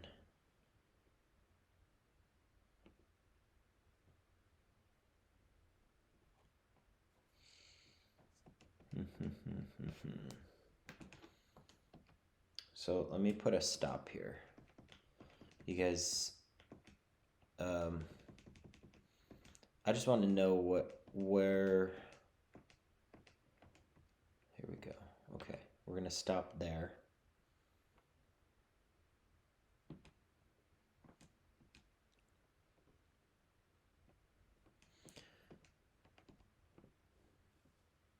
So what are my coordinates? Right? I'm at 7 for the y, right? And my x is what? 1, 2, 3, 4, 5, 6. So I'm at 6, 7. Now I'm at 5, 7. Okay, when I move left, I moved to 4, 7. And then it stopped.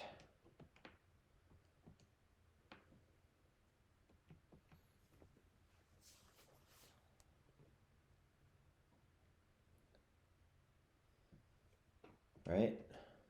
But where is it putting the 0?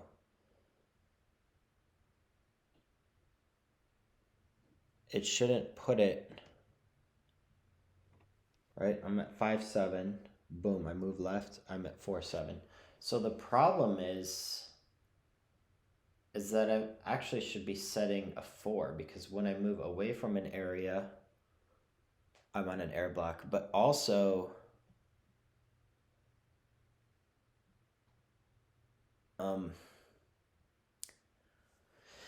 where I land is an air block. So it's not just where I moved away from.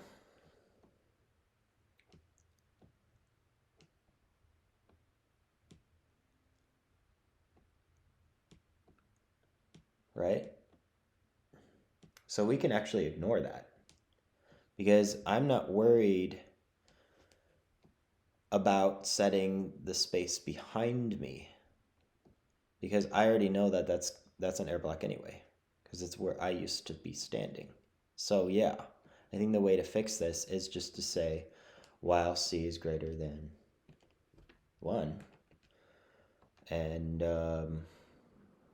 that would actually work, because I am assuming that where I'm standing is going to be an air block. So yeah. Let's see here.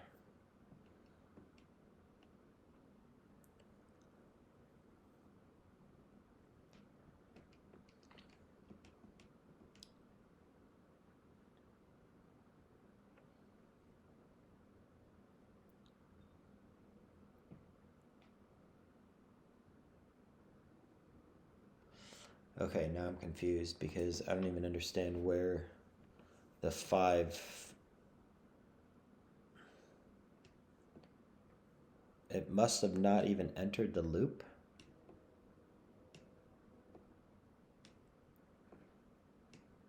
Okay, so maybe that's not the...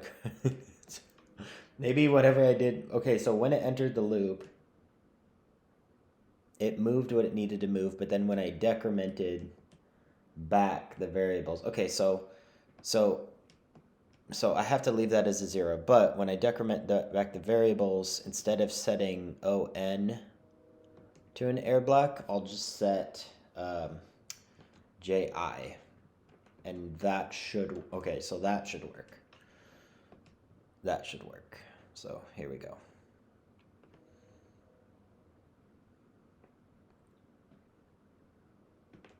Okay, so I move left again, and yeah, so there's only 1 5 now. So now we gotta test. I gotta make sure that I can like push the block up against the wall, and then it rejects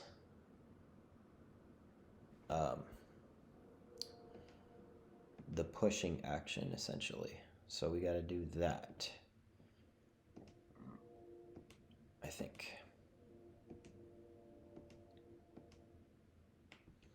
So let's get rid of this.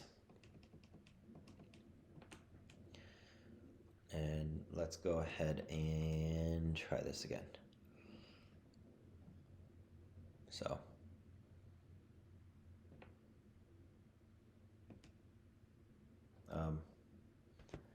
guys, I want to try pushing it up.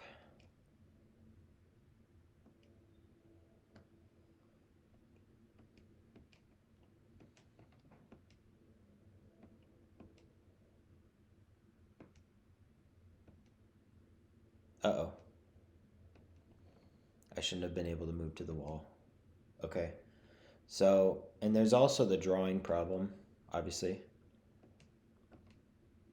So that was weird because we moved onto the block, which that shouldn't have happened as well. So I'm going to have to fix those things. I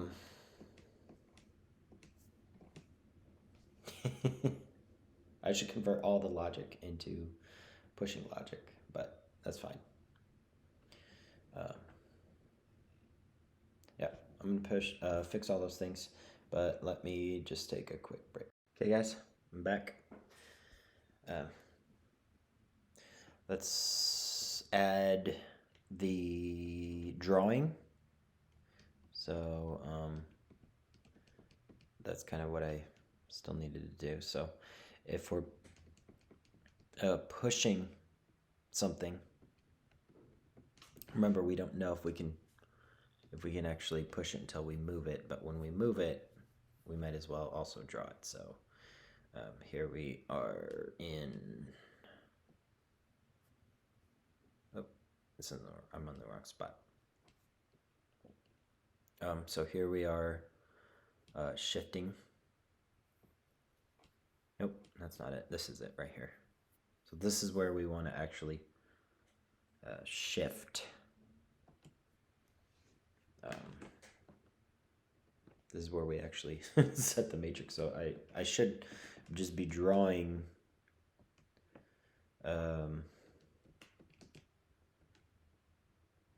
you know what? Hold on a second. I might for... Gosh, I can't even remember now. Is it W? Is that okay to use?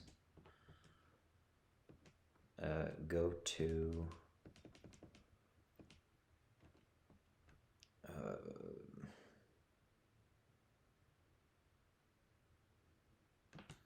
can't remember. But down here, Q. That's what it was. So Q, we tell it T and S. All right.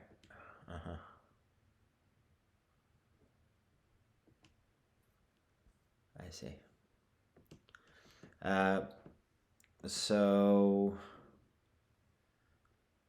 I don't know if it matters if I muck up the T and S or not, if that makes sense. But for a temporary hack, I suppose I could do something a little silly like this. Like I could store T and S into like V and U, guess, and then just store them back.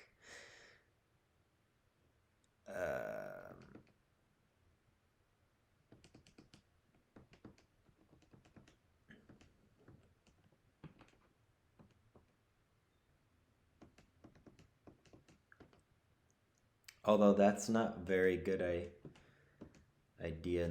I guess it doesn't matter. So let's just do this. Let's just store it in temporary variables V and U. And then we're going to store what we actually want to set, which is, I think, O and N, I think.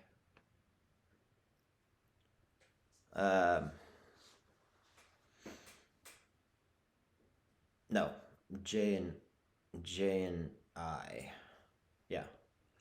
So J and I store as T. Oh, store as T and S. That makes sense.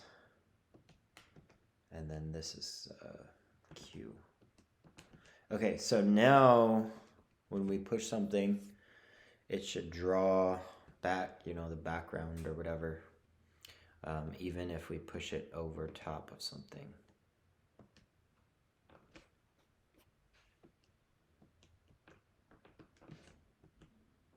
Am I in an infinite loop?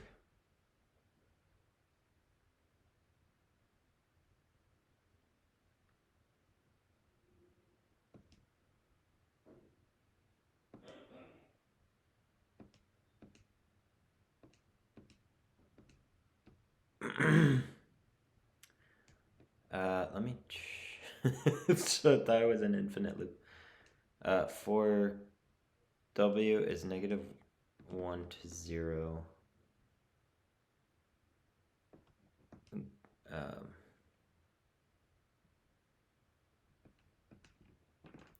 If W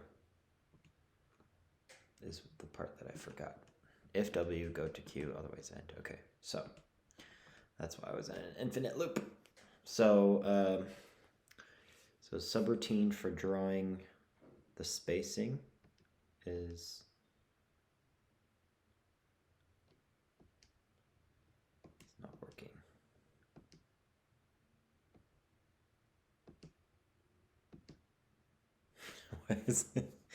Why is there a lot of pies being drawn? Okay. Well,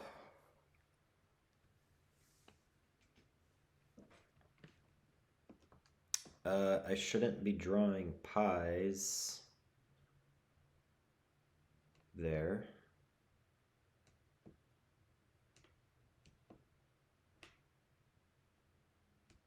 Oh. No, that should be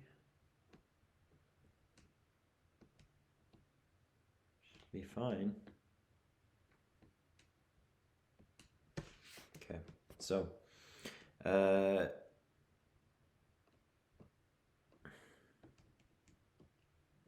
so here's where we move whatever over.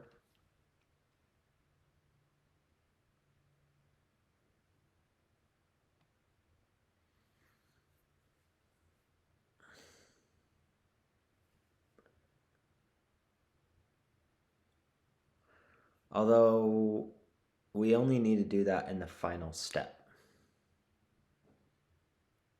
right? Because when we're pushing something, the only time we need to draw the background is not when we move the actual thing, but when we move the last one,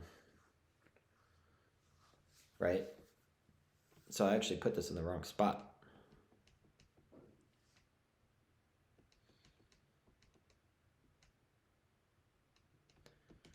fact,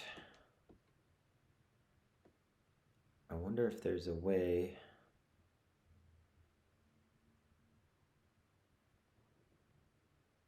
If G equals 20, okay, so where do I, nope, not here.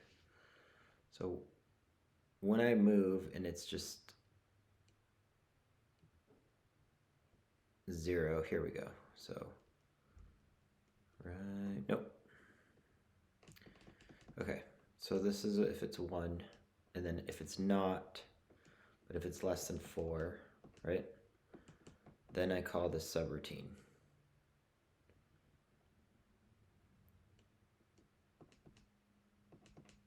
So that's all literally all I'm doing here. So it's almost pointless for me to even have this code, because at this point, when I'm pushing something, I could just be pushing myself, but that's fine. So, so this code is pointless to be here. So I'm going to delete this.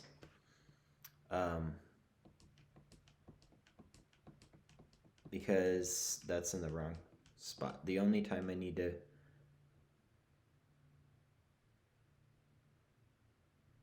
oops, did I delete too much? I think I'm supposed to leave that because that's the old coordinates being saved before we update them. Right, okay, so this is the one where I should be doing it. So where I store the 0, and that's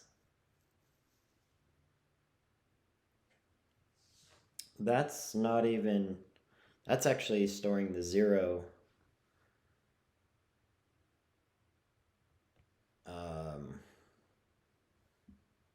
where I'm standing, right? Now, if you backtrack further, you have the O and the N, right? So O and the N stores JI. And then O and N is where I was standing in the past. But I don't need to set anything there because I'm not setting matrix 4 to where I'm at. So I'm actually going to use O and N here. So I'm going to store O as T and N as S. And then I might as well do what I was doing there, where I store T as, say, V or whatever, S as U. If you look at the calculator pad, you'll see the left and right sides. So, and then at the end, after I draw behind myself, I can store those back. So V store as T and U store as S. Okay, so here I'm going to do a 4, we'll just say Q. That's the wrong negative. -1 to 0. I'm going to say if Q, then I'm going to say go to Q.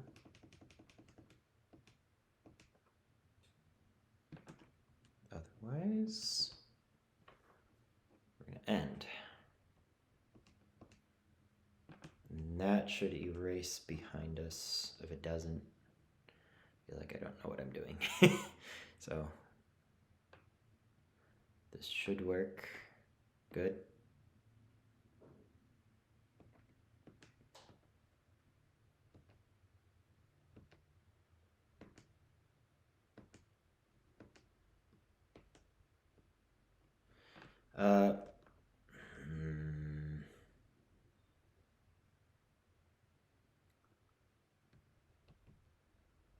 I just thought of something.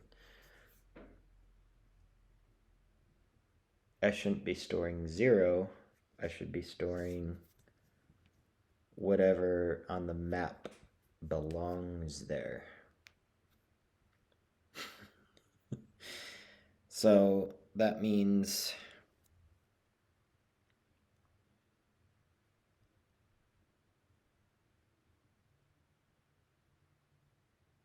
boy, this is crazy. So that means I'm doing this wrong.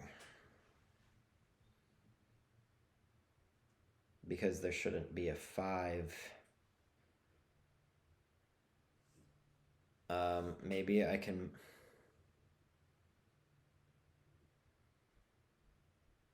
Guys, I just realized the way I'm doing this doesn't make any sense. Because I'd have to store 2 numbers, or I'd have to multiply by something to shift the numbers over so that I know what was originally there in that spot.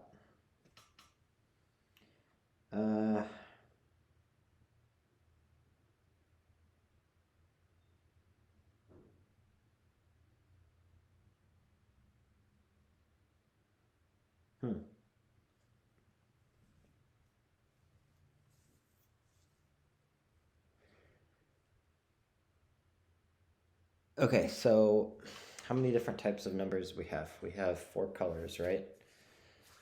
So we got 4, 5, 6, and 7 for movable blocks. Okay, so that means if we add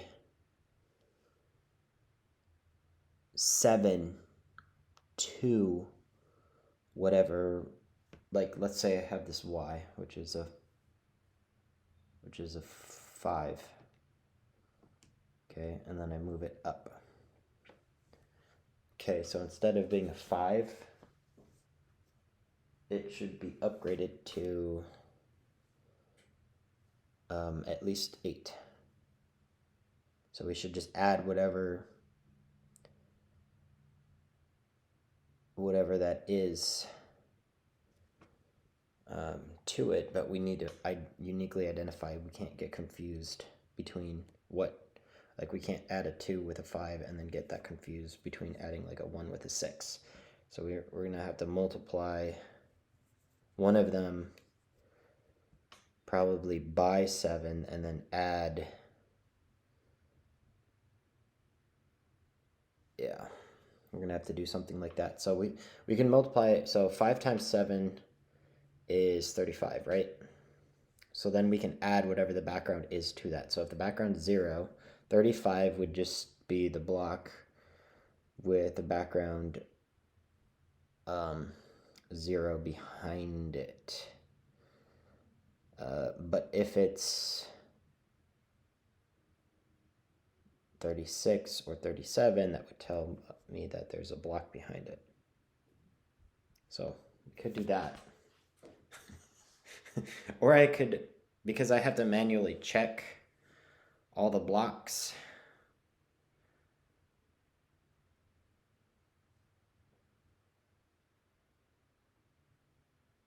I could do those independently, I'm not sure. So, guys, I kind of feel like I lost motivation to do this. I used to feel like I could do this, but I feel like I lost the motivation to just code all this stuff on that TI calculator. It used to be fun to make, you know, things like Tetris or something. Patrick's, it's not that it's too hard to push blocks, it's just, I guess I just haven't thought it through properly enough how I want to actually do it. And then once I kind of think of how I want to do it, it just gets too tedious. So, I don't know, maybe I'll take another break for now.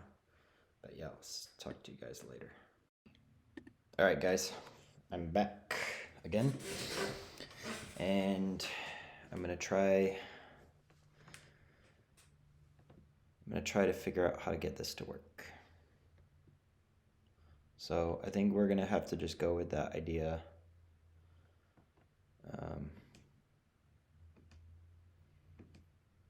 Where we can't just delete the background. We're gonna have to just code in the logic of, say, like multiplying whatever block we have, say, by say by like 7, and then adding like the background block. That should be fine.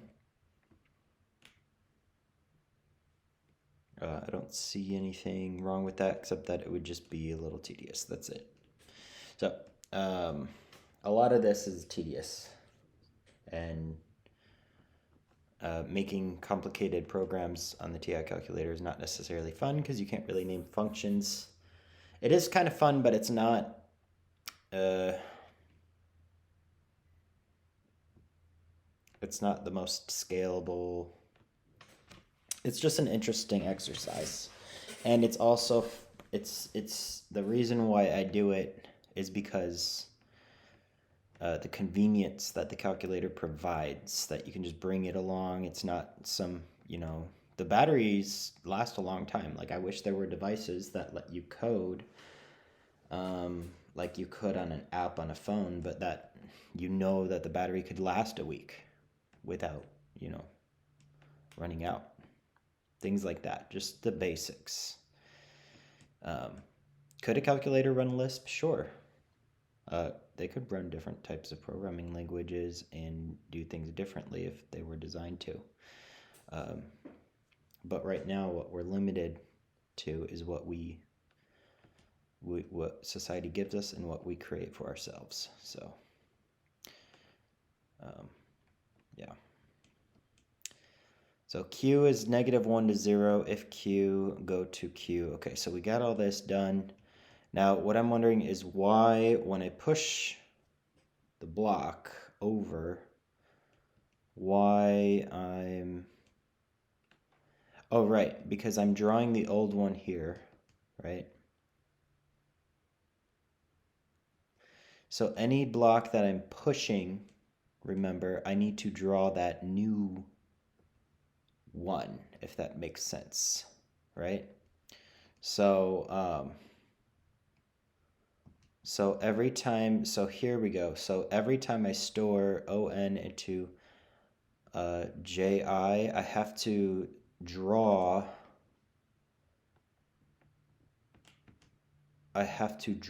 that, if that makes sense. You know what I mean? So I can store that into, say, let's see if we can get away with W. Okay. Then we can say if W, and then we can draw the different things. So if it equals 5, right, then we're going to store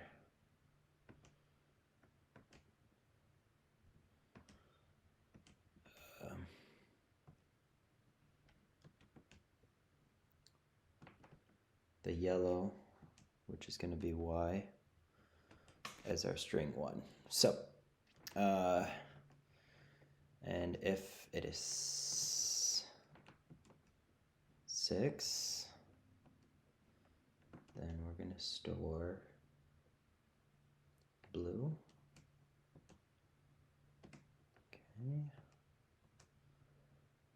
And if W is 7, then we're going to store green. Right?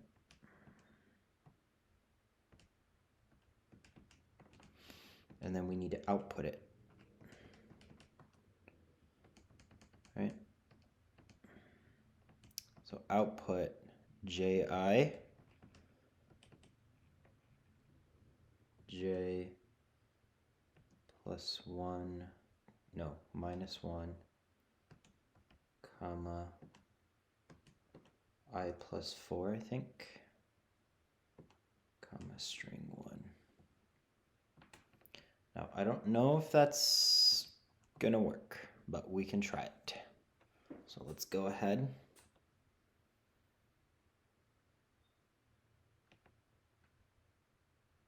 Hey, it worked. Okay, let's move it to the right.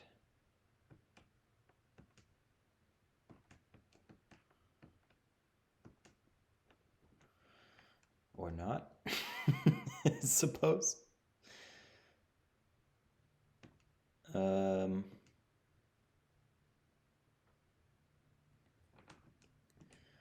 what we can do is we can look at the state.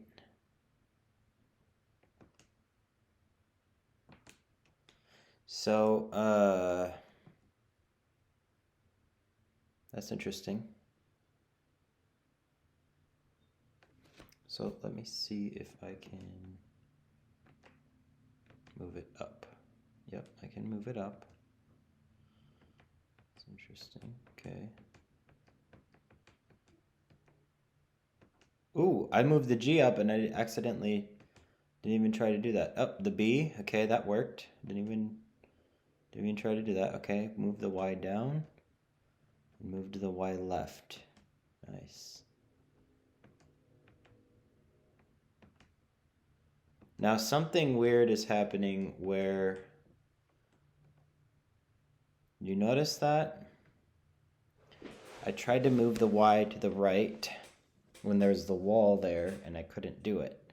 So let me see if that's a problem with me moving right or if there's a problem with the wall being behind me.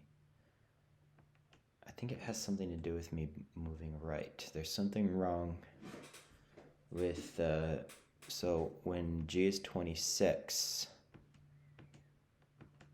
why am I adding 1 to Y? I should be adding 1 to I. I think that's our problem. I think that's what just like a typo. So there we go.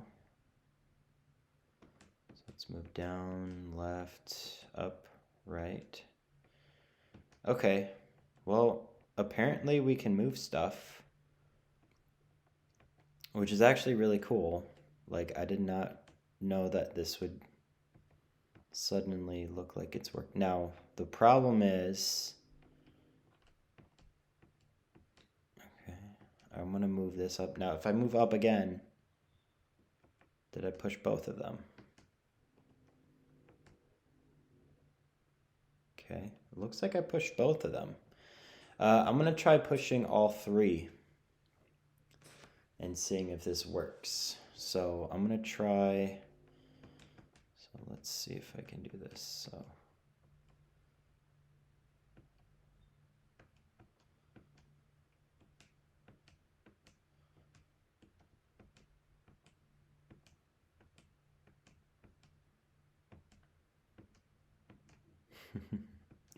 this is gonna be really interesting. Okay, I pushed 2 of them. Yeah. Okay. Now if I try to push up again, it shouldn't actually do it. Okay. So that's a problem. It should not let me do that. So 6, 7, 5. So it looks like it correctly did the matrices. So it says 6, 7, 5. So that's fine. Which is interesting because I thought I actually had moved there, physically moved on top of the yellow block. So something weird happened there. So like if I move left, it thinks I'm there, but then if I move down and then I quit, I didn't actually kill the block either because it's not printing a 0 there, which is kind of good, but at the same time I shouldn't have been able to move there in the first place. But I think all that is there's just something wrong with the logic.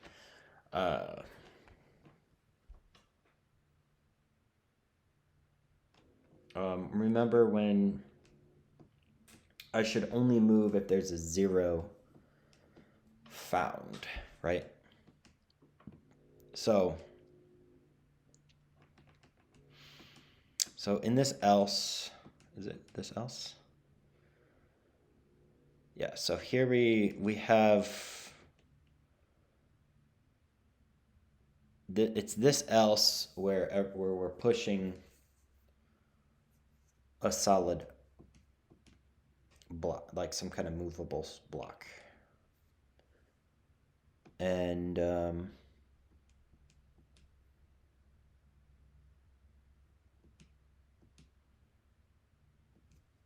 as long as we're pushing a block, we can move ourselves. But if we don't, if we end up finding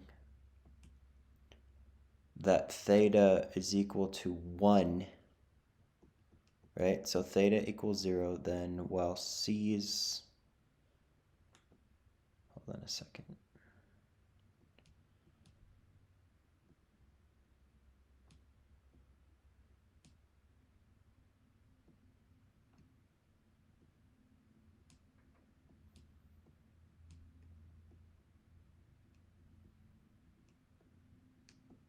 I can't remember what this was. I think I must have not finished implementing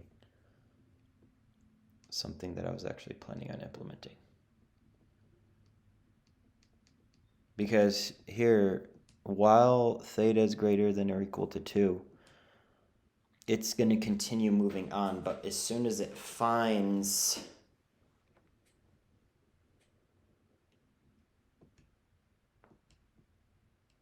See, here we find a new theta, and then we have an if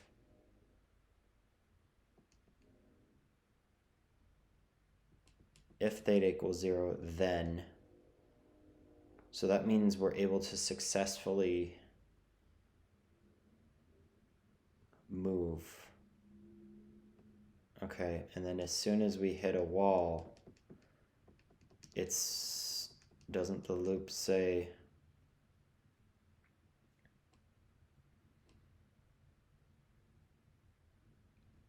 So as soon as we hit a theta of 0 or 1, right, that's when we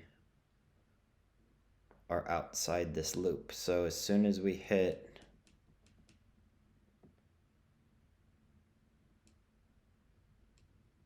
So if we hit a 0, then that's when we do this whole backtracking thing.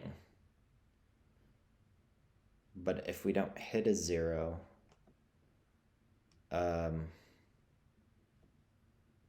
everything should be okay, but we just have to restore our coordinates, I think, is the issue. So basically, when I tried to move, I set the new x and y, but what I need to do is if theta's 1, that's a fail at moving. So while, so there's an end for this while. Let's see.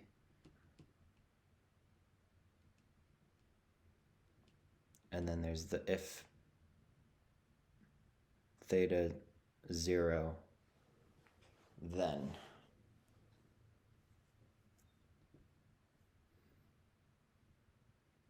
So at this point, it doesn't matter. So, and then there's another while.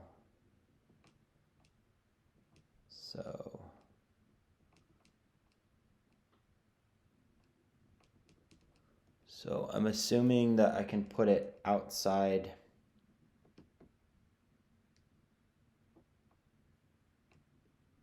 So there's the first while. Here's the end of... This is the end, I think that goes for the F, and I think that's the end of the while.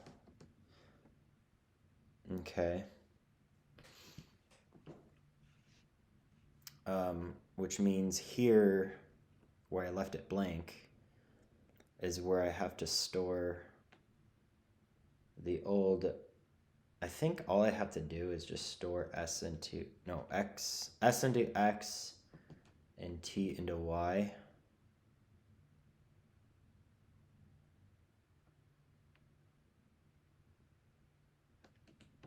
If theta's, maybe I'll say if theta's 1.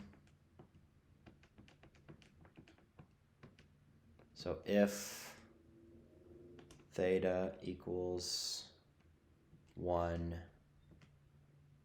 then we have to undo the movement that was proposed, and maybe that will work. Not sure. Let's try this.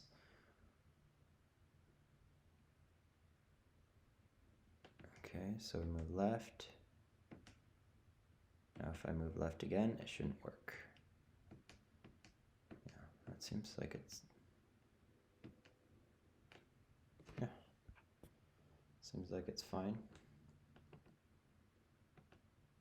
Now, if I push one block into another block, the same thing should happen.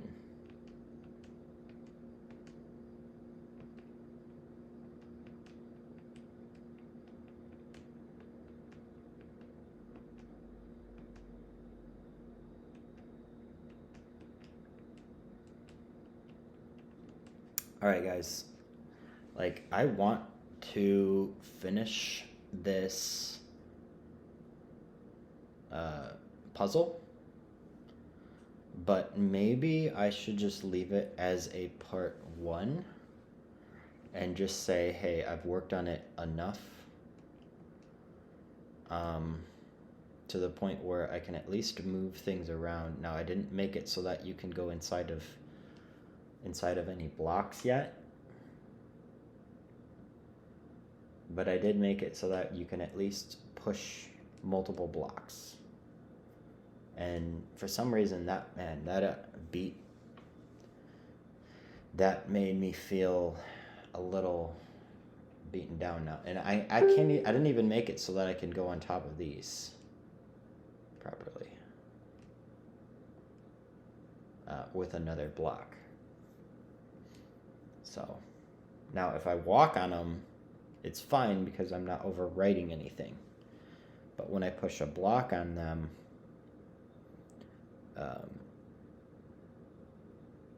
I should be restoring them to what they were before, essentially. So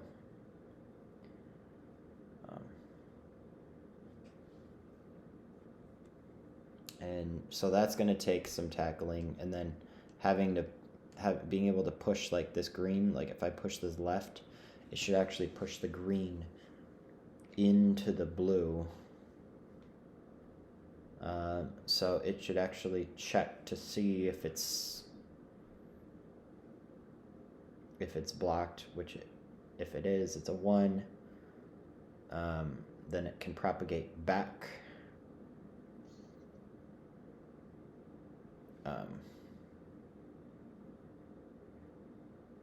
And as it propagates back, it can try to attempt to push the green into it. And then when it does that, it's no longer, it will basically be as though I did not hit a wall after all, because it will still have me move a block, because it will have moved that, that green block into the blue one. And there's only one place to put it, which is nice. So I can hard code that for each one. So matrix A is obviously going to be the blue one. Matrix B is going to be for the green one. And when I go inside of it myself, of course, I'll have to redraw the map. But but yeah. So far that's what we got, and I think I'll have to just publish this as a part 1, and then see what you guys say in the comments, because I kind of felt like I'd be able to just go at this, but ended up feeling like it was harder than what I thought, and I don't know, I can't tell if it's because I haven't done this for a while and because something in me has changed, or if this is just genuinely just a little bit more confusing, just a little more tedious of a challenge to actually try to pull off. Because I never made a video, but a few months ago I was making all these trinary programs, and I was messing around a lot with the calculator and generating trinary expressions. So that was just a few months ago. But I didn't make any calculator programming videos about it, and I probably should at some point.